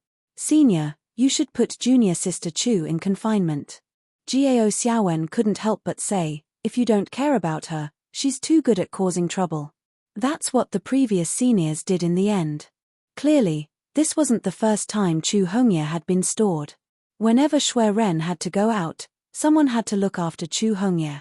However, Ji Yunan revealed an interested smile and said, "Come, let's go take a look." Jiao Xiaowen quickly brought Ji Yunan to the main hall. Chu Hongye was here, and so were a few of the sword sect's upper echelons. There was also a burly man with a face full of stubble. "This is Lord Qiao Diyu." Jiao Xiaowen pointed at the burly man and introduced him to Ji Yunan. Qiao Diyu sized up Ji Yunan coldly. He wasn't in the mood to greet him. His expression remained cold. He was here to collect a debt, not to make friends. "Lord Ji Yunan, you've come at the right time. Help us persuade Mr. Qiao," an old man in Taoist robes said with a bitter smile. He was Jiao Xiaowen's master, an old Daoist named Zhong Hui. There was a female Daoist beside him. She was also a cultivator of his generation. Her name was Wu Yun, and she was also one of Chu Hongye's martial uncles. Wu Yun was busy cleaning up Chu Hongye's mess. She didn't know Ji Yunan, so she naturally had no time to bother with him. However, no matter how she persuaded or promised compensation, Qiao Diyu's expression remained cold. He said coldly, "I don't need compensation. You can't compensate for my wife's life." As he spoke, he turned to Chu Hongye and said, "I only have one question. My wife has no grudge against your Extreme Sword Heaven. Why did you kill her? The few of them turned to look at Chu Hongye. The latter merely pouted and scoffed. Her breasts were bigger than mine. I hate women with big breasts the most, so I killed her. Everyone was stunned when they heard that. Xiao Diyu's eyes were bloodshot. He activated the laws around him in a frenzy and directed his will at Chu Hongye. You're courting death. In the next moment, a hand waved in front of Chu Hongye, instantly extinguishing all of his power of laws. It was Ji Yunan who stood in front of Chu Hongye. Xiao Diyu was a Star Lord with an astral world after all. He shouldn't have been so weak. However, he was only here as a clone. Xiao Diyu was no fool. He knew that Extreme Sword Heaven was powerful and they already had a feud, yet he still came here to seek his own death. Looking at Ji Yunan's expressionless face, Xiao Diyu was so furious that he laughed. Good. Very good. What a lawless and tyrannical Extreme Sword Heaven. After saying that, his figure turned into a wisp of green smoke and disappeared. Xiao Diyu's disappearance left Jiao Xiaowen and the rest looking worried. It was obvious that the other party wouldn't give up on revenge. This meant that junior sister Chu would have to face the threat of a Star Lord whenever she went out in the future. Not bad. Ji Yunan smiled and patted Chu Hongye's head. His action was the same as Shui Ren's. Shui Ren said that you have the highest chance of becoming a Star Lord. Indeed. Ah. Why do you say that? Jiao Xiaowen was dumbfounded. He couldn't understand why junior sister Chu, who was always making trouble for no reason, wanted to become a Star Lord. In a sense, this was a complete disregard for human life. Ji Yunan looked at Chu Hongye with a faint smile. It was as if he was looking at a rookie with great potential in the game in his past life. Chu Hongye wasn't stupid, and it was impossible that this was the first time Xiao Diyu had asked her the reason for killing people. She had said those words deliberately in front of Ji Yunan. Her goal was probably to cause trouble for Ji Yunan. No matter what, the fact that she could kill innocent people for her own goals was one of the hallmarks of a Star Lord. In the world of gods, this was called divinity. A clear goal and clear logic, very good, Ji Yunan said to Chu Hongye with a smile. But you have to deal with the trouble you caused yourself. Chu Hongye panicked slightly and asked subconsciously, how do I deal with it? Destroy Xiao Diyu's astral world. Chapter 333. Genius in 1 second. Residence. Di Chulwan. Champagne. Mound. City F***CK. Ji Yunan admired Chu Hongye very much. This kind of appreciation was similar to discovering a card that wasn't very strong but had very special attributes while playing a card game. It would be even more perfect if you happened to have a powerful card that could complement it. Ji Yunan saw some of Zhongdai's shadow in Chu Hongye. No, in fact, she surpassed Zhongdai in terms of compatibility with players. Zhongdai was merely an experimental candidate for Ji Yunan. It was only because she was suitable to become a member of the Blood Clan that he placed the Blood Clan line on her. Ji Yunan did not even do the preliminary work beforehand to ensure that Zhongdai would be under his complete control. However, with Zhongdai's experience, Ji Yunan already had other ideas. He wanted to make use of all the player lines in the Pantheon world and build a player army for himself. In a god kingdom, divine citizens and divine servants could be produced, but oracles could only be recruited from outside. Divine servants might be able to surpass level 5 in strength, but their intellect would never reach that level, not to mention Maxim. Only oracles possessed complete intellect. They could learn and evolve on their own, and could even be strengthened through the God's Embassy. In that case, what else was more suitable than players to be oracles? If I could really control an army of players, it would be too easy to fight a national war. Ji Yunan sat in his room and thought as he watched Chu Hongye write furiously. A national war was the abbreviation for a war between players and a god kingdom. It was also one of the main ways to play between the first and second transition. Prior to this, the construction and management of a god kingdom were essentially in service of a god kingdom war. And what Chu Hongye was currently doing was the same thing. The plan is done. Chu Hongye looked impatient as she passed a thin piece of paper to Ji Yunan. There were a few lines of words written on it. When translated, the general meaning of these lines could be summarized in one sentence. Everyone, follow me. Do you plan to take this to the windy world? Ji Yunan placed the paper on the table and asked Chu Hongye. The Great Wind World was Qiao Diyu's astral plane. It was originally a plane that developed naturally. It had just been under Qiao Diyu's control for a few decades and could be considered a new astral plane. Is there a problem? Chu Hongye asked with a glare. Ji Yunan shook his head. Big Wind World was just starting out. There were only 1 or 2 Break World people inside. Using brute force was not a problem. However, the reason why Ji Yunan asked Chu Hongye to write the proposal was not because he wanted her to make plans. Instead, he wanted to analyze her abilities, attributes, and personality. To players, any NPC could be raided and subdued.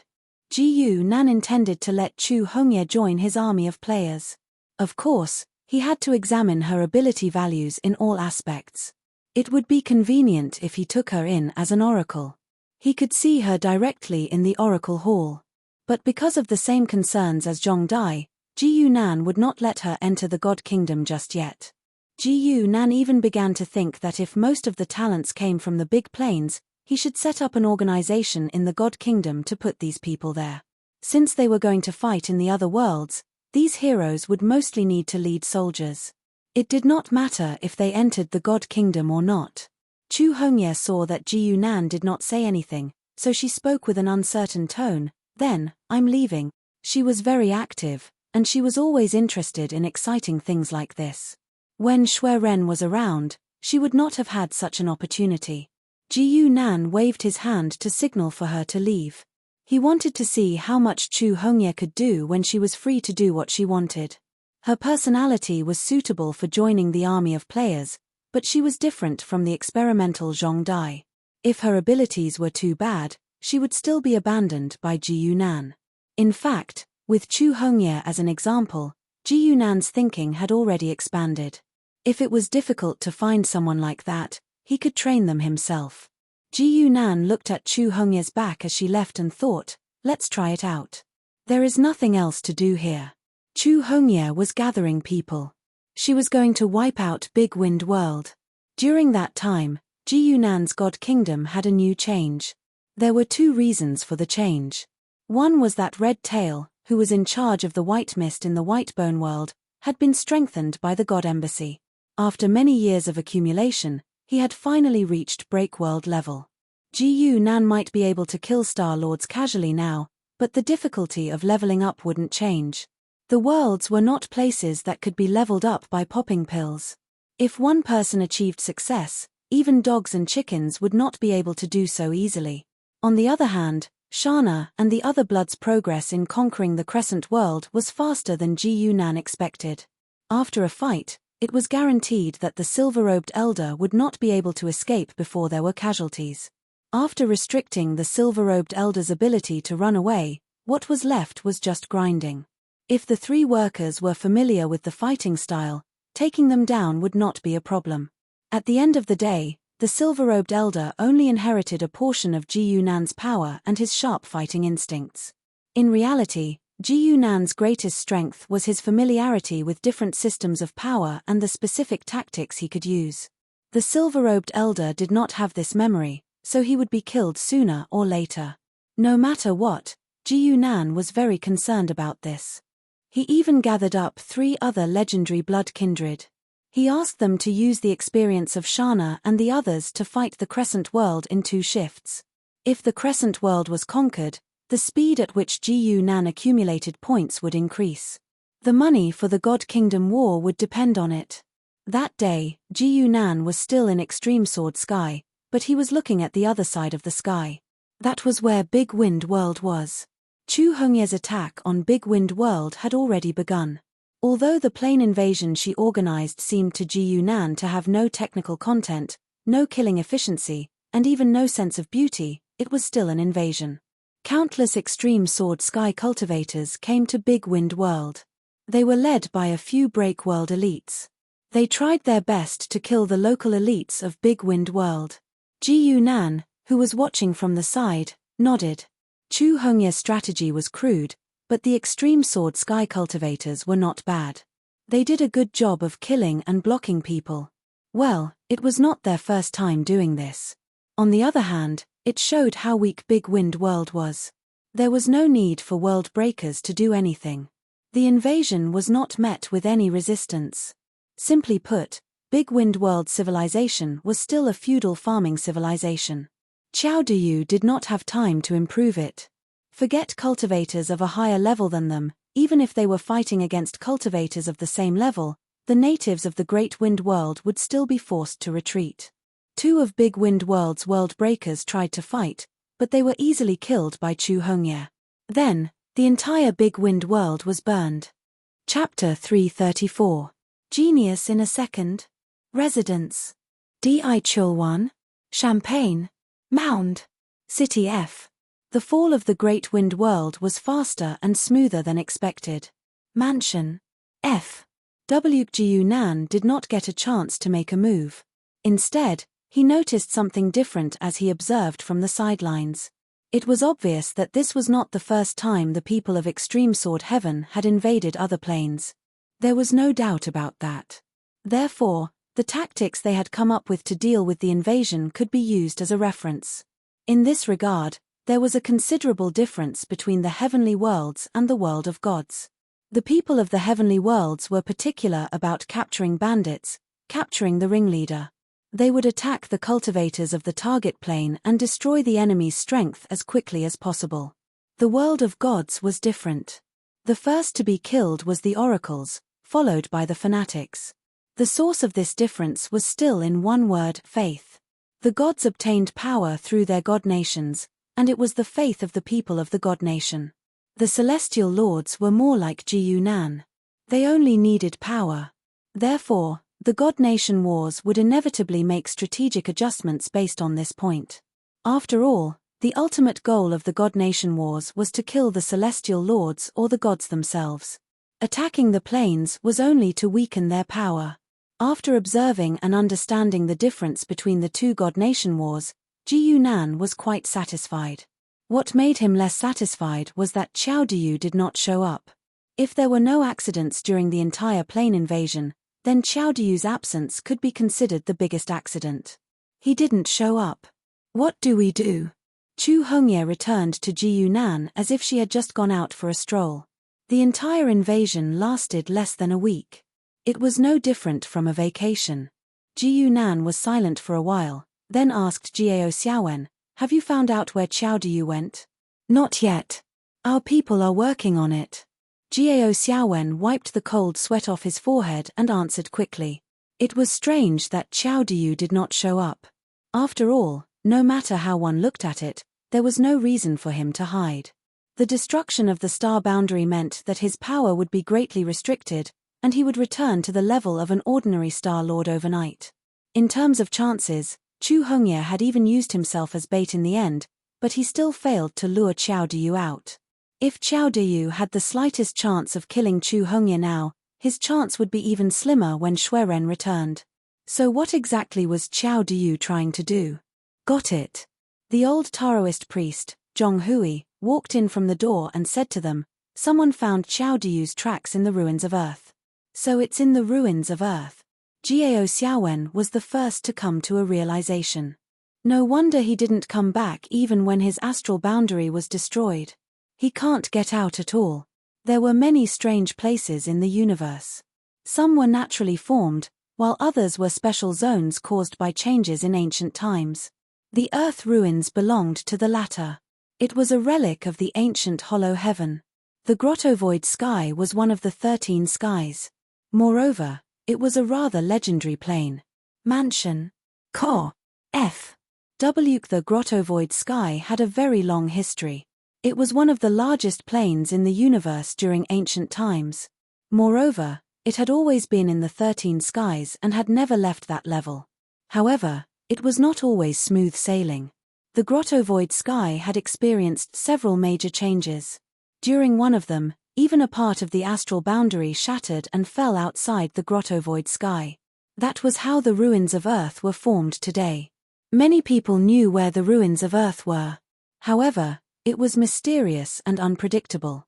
Even people from the grottovoid sky did not dare to explore it recklessly. They did not expect Qiao Diyu to appear in the grottovoid sky this time. Did he go in voluntarily? Ji Yunan raised his eyebrows. It was strange that Qiao Diyu still had the mood to search for treasures in the face of a mortal enemy. It was really strange. No. Zhong Hui said, there were no signs of him appearing at the entrance of the ruins of Earth. He might have been pulled in directly. As he spoke, Zhong Hui explained to them about the special mechanism of the ruins of Earth. The ruins of Earth was a very special place. The spatial laws inside were different from those outside. They formed a unique set of rules. According to folklore, the ruins of Earth were a place where one could never leave after entering. However, this was not quite accurate. The ruins of Earth did not restrict anyone from entering or leaving. If you were interested in going in for a stroll or two every day, you could still return home on time for dinner. The special thing about the ruins of Earth was that many things inside would leave imprints on cultivators. These imprints would also be triggered irregularly. Once the imprint was triggered, the cultivator would immediately be sent back to the ruins of Earth. At this time, it was not so easy for cultivators to come out. They had to resolve the matter that triggered the imprint. Otherwise, they would be trapped inside forever. Even Qiao Diyu, who was at the Star-Lord level, could not avoid this kind of rule that sent people back. It was indeed terrifying. Interesting. After understanding this set of rules, Ji Yunan could not help but smile. However, as he continued to read, he unexpectedly found a familiar name in the information: Lu Weining, the young man that Lu Wen thought highly of. The person who triggered the imprint and pulled Qiao Diyu back to the ruins of Earth was Lu Weining. Ji Yunan narrowed his eyes. He did not believe that this was a coincidence. If it was not a coincidence, then who had the ability to arrange all of this? Chu Hongye did not know much about the ruins of Earth, and the only person who could make her find Qiao Diyu accidentally was probably Xue Ren. Ji Yunan recalled that when Xue Ren entrusted Chu Hongye to him, there was no unusual smile on his face. Then, he put the information aside. Since Qiao Diyu is in the ruins of Earth, let's wait for him to return, said Ji Yunan casually as he looked at the distant sky. It shouldn't be too long. As expected, not long after the destruction of the Windy World, a piece of news was suddenly published in various newspapers, causing a heated discussion in all the worlds. The great changes in the ruins of Earth and the appearance of the inheritance of the ancient cave Void Heaven had already led to the deaths of 6 Star Lords. Now, the inheritance of the ancient cave Void Heaven had fallen into the hands of a person called Lu Weining. Lu Weining. It's Lu Weining again. Countless similar exclamations sounded in all the worlds. Including the previous time arena, this was the second time Lu Weining's name was placed in front of the tables of the major forces. While everyone was sighing with emotion, Lu Weining himself was accompanying his 2 companions to the mountain gate of the Supreme Sword Heaven Sword Sect. Lu Weining was a little different from what Ji Yunan had seen previously. Previously, he looked a little young and inexperienced, but now he had a mature and steady temperament. Dressed in a light green daoist robe, he looked extraordinary. His 2 companions were also not ordinary people. One of them had a pair of wings on his back, a pair of strange horns on his head, and an unruly expression on his face. The other was a plain-clothed girl with a long sword hanging on her back and a corpse in her arms. It was Qiao Diyu. Who are you? The disciple guarding the mountain gate of the sword sect asked them in a deep voice. No matter how he looked at it, these 3 people did not look like guests. The girl's expression was cold. She gently placed Qiao Diyu's corpse on the ground and drew her long sword from her back. Senior Qiao died for my son, so I will bear his hatred. As soon as she finished speaking, a sword wound instantly appeared on the neck of the disciple guarding the mountain gate, and his body fell limply to the ground. The girl stepped forward and walked up the mountain step by step. Lu Weining looked at the disciple with a somewhat unbearable expression, but he could only sigh helplessly in the end. As for the arrogant man with wings on his back, he shouted at the crowd that had gathered, "All of you, listen up. Our big sister, Yin Qing, is destined to become the #1 swordsman in all heavens." Chapter 335. Genius in 1 second. Live. Di Cho Boluan. Champagne. Lang Duan. City Duan. Xue Ren had not returned yet, But the person who wanted to become the #1 swordsman in the sky had arrived first. In this world, there were many people who wanted to achieve that goal, but not many had the ability to do so. Chu Hongye, Gao Xiaowen, and Zhong Hui were sitting on the mountain peak. They watched Yin Qing walk forward, one sword at a time, one person at a time. Their faces did not look too good. Yin Qing was the most traditional swordsman. Every move he made was filled with Jianghu air. He was no different from a normal warrior. Since Shui Ren came to the swordmaster, because of his unique sword skills, his understanding of the sword skills was biased. Chu Hongye, who was his inheritor, was not interested in the traditional sword skills. Her face looked as if she did not care. "Stop," Zhong Hui said. He stopped Chu Hongye, who was about to go down the mountain. "Where are you going?" Chu Hongye turned around and said, "I'm going to teach her a lesson." Zhong Hui pulled her behind him and told Gao Xiaowen, "Go find another sword ape." Gao Xiaowen hurriedly agreed and quickly ran down. The sword master had the ability to raise sword apes, but they would not just raise one. With Zhong Hui there, they were not afraid the sword apes would go out of control. On the other hand, Chu Hongye could only pout. Zhong Hui was her uncle, too. She could not go against his wishes. As for Ji Yunan, he was more like Chu Hongye's babysitter. Shui Ren did not entrust the entire sword master to him. What Yin Qing was doing now was provoking the entire sword master. In terms of power, Yin Qing was a top world breaker. So, Zhong Hui did not say a word. He sent out a Star-Lord class sword ape. The sword ape did not have a rule. It did not have a higher life level, but its power was Star-Lord class. Even if it lost to an ordinary Star-Lord, it was enough to deal with a world breaker. However, contrary to Zhong Hui's expectations, the sword ape was defeated. Moreover, it was a complete defeat. There was no suspense in its defeat. It was not because the girl had skipped levels to challenge it, but because she was the Star-Lord. The Star-Lord sword ape was no different from the disciples of the sword sect earlier. It was beheaded by Yin Qing without any trouble. TSK, as expected of the big sister. The winged man and Lu Weining followed behind. When they saw this scene, they could not help but laugh. "I'm afraid the two of us can't beat this gorilla." Lu Weining nodded silently.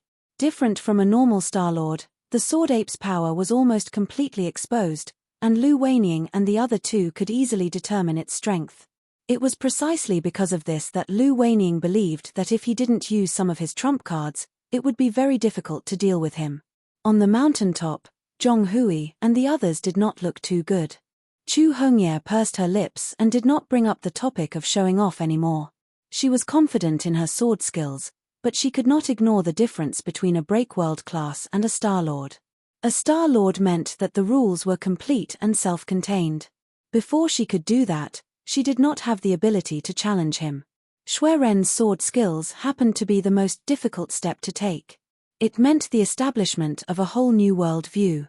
Even Chu Hongye, who had been influenced by this since she was young, could not do it easily. "Let me do it."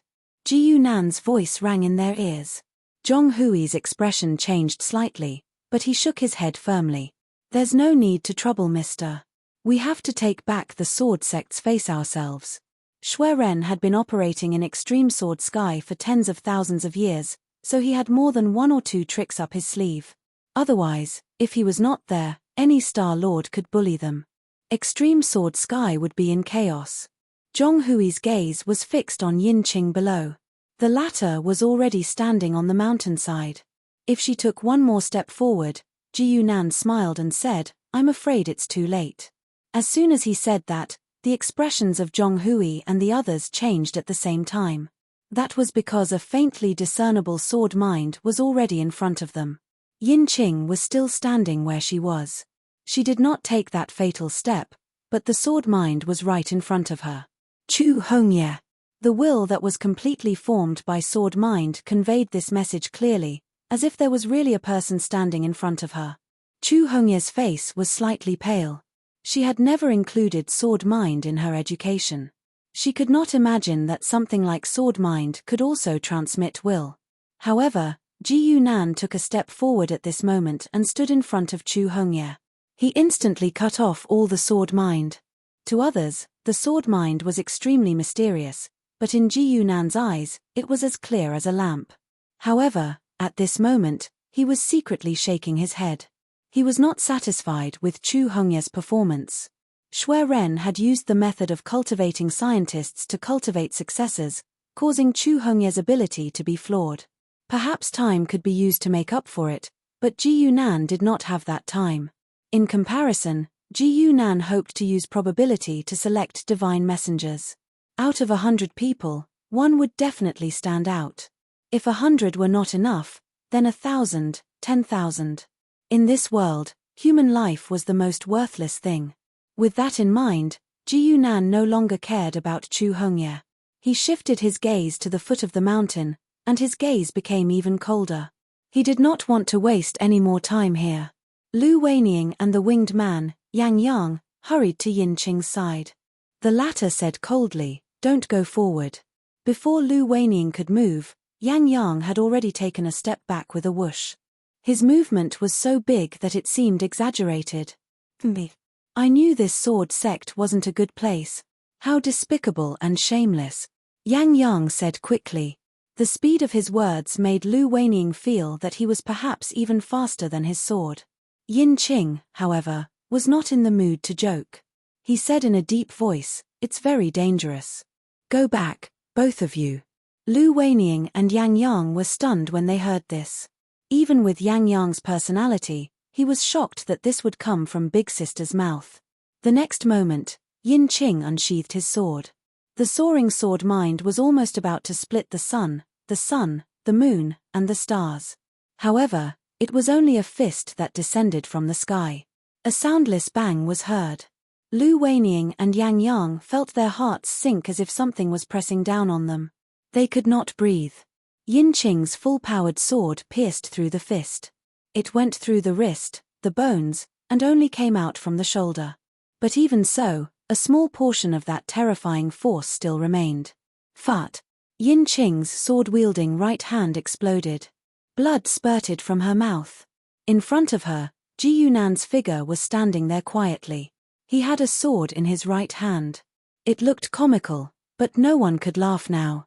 That was because Ji Yunan had casually raised his left hand and pulled the sword out of his hand. Then, he threw it on the ground. Chapter 336. Genius in 1 second. Dali. Di Chulwan. Champagne. Lang Di. City Fu. Yin Qing's sword Dao was very strong. This kind of expert who focused on one Dao was more self-consistent than other Starlords. Therefore, even among the Starlords, Yin Qing was considered an expert, unless he met a Starlord with an astral boundary. Unfortunately, Ji Yunan's ability was to completely subdue all artistic conception and idealism. As long as absolute strength couldn't destroy the heretic god's body, Ji Yunan was equivalent to an undying existence. He wasn't afraid of continuous attacks because no one could catch up to him. Ji Yunan. Lu Weining naturally recognized the other party at a glance, and the anger in his eyes was almost spewing out. He and Ji Yunan could be considered to have a deep relationship. Back when they went to solitary destructive heaven together, he still treated the other party as a teammate. Later, when they were going to the time arena, he even wanted to invite Ji Yunan along. Even though they had been rejected back then, their relationship did not deteriorate until Ji Yunan killed Luo Ziyi and severely injured Lu Weining. Then, he snatched the sand of time. In Lu Weining's eyes, Ji Yunan had already become a bandit, an enemy who had a deep grudge against him. In Ji Yunan's words, his favorable impression of him was already in the negatives. Lu Weining didn't expect to see Ji Yunan again in Extreme Sword Heaven's sword sect.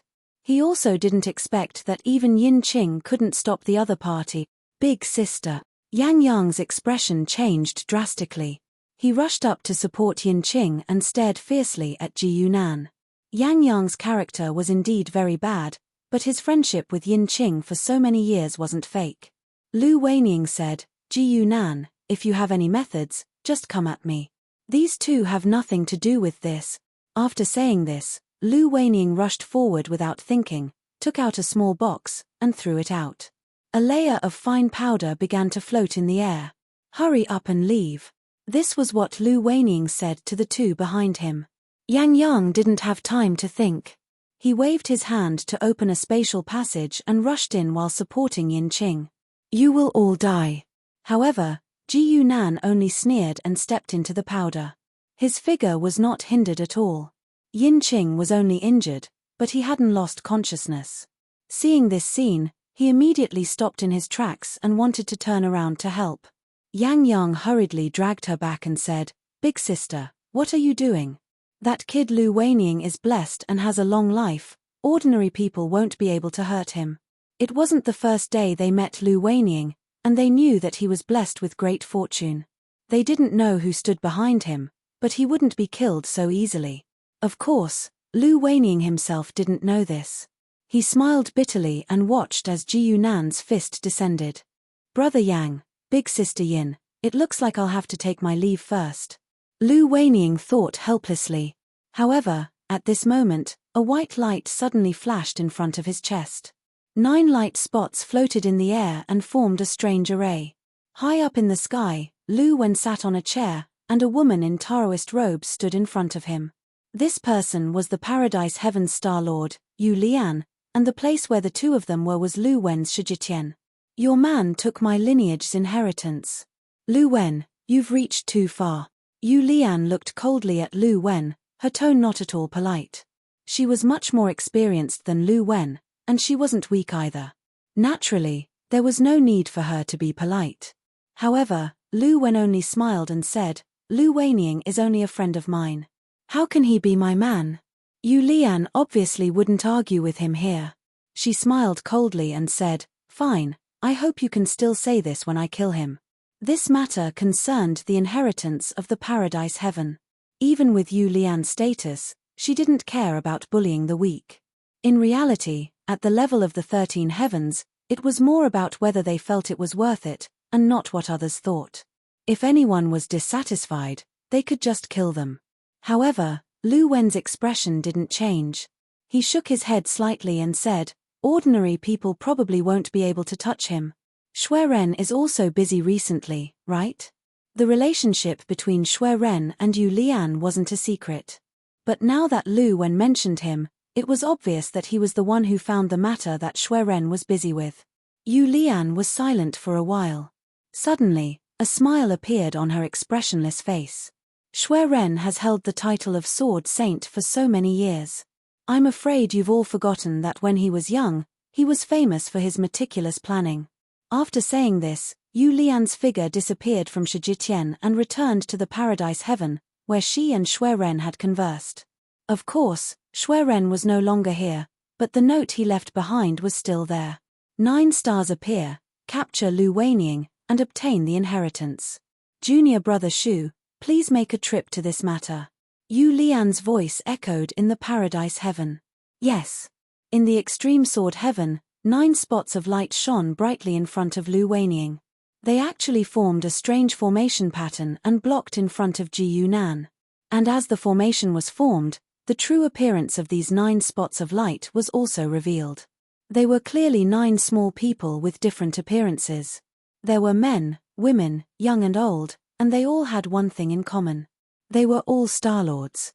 There were a total of 9 Star-Lords. Among these 9 figures, Ji Yunan saw the already dead Qiao Diyu and the Mountain River Realm Star-Lord, Yishan Zun. Although he didn't recognize the others, it wasn't difficult to determine that these 9 people were probably people who had come into contact with Lu Weining. The 9 figures all had indifferent expressions. They arranged themselves in a formation of 5 in front and 4 behind, protecting Lu Weining. Behind them, Yang Yang couldn't help but exclaim, "Impressive." So the 9 stars protection that old man was talking about really referred to the 9 Star-Lords. After seeing this, Yang Yang wasn't in a hurry to escape with Yin Qing. As expected, Lu Weining didn't disappoint him. He summoned 9 Star-Lords at once. Where couldn't he go in this world? What he didn't notice was that a man in a black Daoist robe was already standing in the shadows, staring coldly at Lu Weining. As long as Lu Weining took a step back and left the protection of the 9 stars, he would probably be captured in one fell swoop. Among the 9 stars, the leader was Yishan Zun. This Star-Lord whose peak strength was already close to realm grade. In his illusory state, he already didn't recognize Ji Yunan, but he still had Yi Shanzun's strength and personality. 9 stars protection. Yi Shanzun shouted coldly. His fists carried the terrifying power of mountains and rivers as he directly punched at Ji Yunan. Almost at the same time as him, the other 8 Star-Lords didn't stay idle either. They used their best moves from the start. Ji Yunan's eyes were cold as he watched Yi Shanzun descend with unparalleled momentum. He suddenly raised his leg and kicked the other's abdomen. Back then, he had used a rank 4 Saint physique and rank 6 nomological laws to block Yi Shanzun until he couldn't do anything. Now that Ji Yunan's main body had descended, and the power of the heretic god's physique was even above the nomological laws, what did Yi Shanzun have to contend with it? Yi Shanzun, who was descending like Mount Tai, flew back at an even faster speed in the blink of an eye. Meanwhile, Ji Yunan's figure flickered, and he directly bypassed the other 8 Star-Lords and pounced toward Lu Weining. Lu Weining hurriedly retreated in shock. Thus, the black-robed Daoist's figure appeared behind him and grabbed him. A cold laugh came from his mouth. "You're quite daring to snatch my grottovoid heaven's inheritance. Come with me." He knocked Lu Weining out with a palm strike. Then, he looked at Ji Yunan with a smile. "Thank you for your help today, Daoist friend. In the future, Grottovoid Heaven will definitely repay you generously. Bastard." Chapter 337. Genius in 1 second. Live in Di Chul 1. The kid that Lu Wen had his eyes on is dead. Lu Weining. Yes.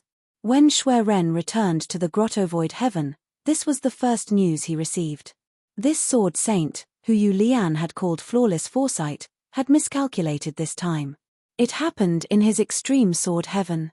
Xue Ren didn't spend much effort to understand what had happened there. Ji Yunan? How interesting. After Xue Ren understood the whole story, he couldn't help but laugh. Lu Wen has really suffered a huge loss this time. He had originally thought that by letting Ji Yunan force out Lu Weining's trump card, Yu Lian's people could take the chance to take Lu Weining down and obtain the inheritance of the ancient Grottovoid Heaven. Yu Lian obviously couldn't personally make a move. People at their level were too huge. Their every move couldn't be hidden from other experts of the same level. The moment Yu Lian was about to make a move, Lu Wen would definitely be able to stop her immediately. The result was hard to say, but once things developed to that stage, the level of repercussions would be different. Now that Lu Weining had died in the hands of Ji Yunan, Yu Lian had lost the inheritance she wanted. However, she didn't really care. There was more than one inheritance in the ruins of Earth. It didn't matter if it was gone. Moreover, after so many years, wasn't the Grottovoid Heaven still one of the 13 skies? The things of the ancient seniors might not be good. The key was that it couldn't land in the hands of outsiders. This was a matter of face and the confidentiality of the sect's core techniques. More importantly, just as Xue Ren had said, Lu Weining's death was a huge loss for Lu Wen. Lu Wen has prepared quite a lot of things for that kid over the years. A rare smile appeared on Yu Lian's indifferent face. A 1 in 3 chance. How is he so sure that Lu Weining is that person's son? At Yu Lian's level, she obviously understood why Lu Wen thought highly of Lu Weining but didn't want to personally interact with him. It was also because of this that Lu Weining's death was truly dead. Lu Wen wasn't an Earth immortal yet, to be able to casually revive a person he had never come into contact with. Back then, when Lu Wen was promoted, she was still alive. It's not impossible for her to know some inside information, Xue Ren said. Furthermore, the other 2 are a little too unreliable. Yu Lian didn't mind. In any case, even if that person could really come back to life and return from the river of time, he would only be slightly stronger than her. She wouldn't be afraid of him. At the level of the 13 heavens, it would not be easy for them to die. Even if it was an expert of the same level, it would be extremely difficult to kill them. Keep an eye on that Ji Yunan, Yu Lian said to Xue Ren. Don't let anyone kill him. I'll keep an eye on Lu Wen. Lu Wen suddenly made a move against the Earth ruins and coveted the ancient Hollow Heaven's inheritance. This was simply slapping the entire Hollow Heaven's face. Now that the plan had been ruined by Ji Yunan, Yu Lian was naturally more than happy to keep Ji Yunan around. From time to time, she would discuss Lu Wen. All right. Shui Ren nodded. His eyes flickered, and no one knew what he was thinking. Shi Jitian. Lu Wen sat alone on a high spot, his expression unreadable. However, from the fact that he was alone, it was enough to tell that there was a problem. Even when he was talking to Yu Lian, a huge dragon was standing on his shoulder. Now, Long Long was sitting obediently below him. Is the problem very serious? Long Long looked at Lu Wen's expression, then looked at Duan Wanqi beside him, and couldn't help but ask. Duan Wanqi was one of the representatives of the Astral Realm Gate. He was also a great astral lord, and was even Lu Wen's good friend. Many things regarding Lu Wenying were actually orchestrated by him. Therefore, when something happened to Lu Wenying, he was the first to detect it. Then, he rushed over at the first moment. It's very serious. Duan Wanqi revealed a bitter smile, and said to Long Long it's not as simple as the problem. It's already a disaster. The problem could be solved, but the disaster could not. One could only endure it. Duan Wanqi was all too clear on how much preparation Lu Wen had made for Lu Wenying, and how many years his plans had been going on. It was only like this that he could deceive the other people of the 13 heavens, and bring Lu Wenying under his control. Only when the time to break out of this predicament was approaching did he reveal everything to the public. But because of a single Ji Yunan, all of this had been destroyed. Lu Wenying was dead. Even if he came back to life, the true spirit imprint that they had not come into contact with could not possibly be the original one. When that woman returned, would she still acknowledge him as her son? Thinking of this, Duan Wanqi couldn't help but say, Ji Yunan killed her son. When she returns, even Yu Lian won't be able to protect him. But his voice reverberated in the great hall. Lu Wen did not reply, while Long Long looked at them curiously. Long Long did not understand what they were saying. Perhaps she had enough information, but she had never been willing to waste the effort to analyze it. Duan Wanqi saw that Lu Wen wasn't speaking, and thought that he couldn't bear the anger in his heart. He stood up and said, we can't find that Ji Yunan, so we'll first deal with his people in the bone world. Only now did Lu Wen's eyes gradually regain focus, and he said in a slow voice, there's no need. Duan Wanqi also heaved a sigh of relief upon seeing that he was finally willing to speak. But he still felt that it was unfair for his old friend, and there was a hint of anger in his voice. Are we just going to let that Ji Yunan continue like this? Of course not. A peculiar light appeared in Lu Wen's eyes. Not only can we not touch Ji Yunan now, but we also have to protect him. We definitely can't let him die. And why is that? Duan Wanqi was truly shocked this time. He killed Lu Wenying, so he bears this karma, Lu Wen said in an unhurried manner. Lu Wen said unhurriedly, when she returns, this Ji Yunan might have an even better effect. Setting aside the 2 Dao integration stage Star-Lords of the 13 heavens who had begun to protect Ji Yunan himself, who had killed Lu Wenying, immediately snuck back to his divine kingdom. He could disregard the 13 heavens. In any case, as long as he didn't cause a commotion, no one would know which plane he was in. But after killing someone right in front of their eyes, if he still stayed where he was to die, then he would basically be an idiot. As for Chu Hongye, after Ji Yunan determined that her potential was insufficient, she had already entered the list of people to be abandoned. Unlike experimental breeds like Zhong Dai, when building a real player army, Ji Yunan had to be very strict in his selection, and even their backgrounds had to be screened. This was because it was naturally the most convenient for the members of the player army to become Ji Yunan's god envoys. Regardless of whether it was the Time Arena or the God's Embassy, they could all greatly enhance their power. After resolving the matter of the Extreme Sword Heaven, not long after Ji Yunan returned to his divine kingdom, a piece of good news arrived.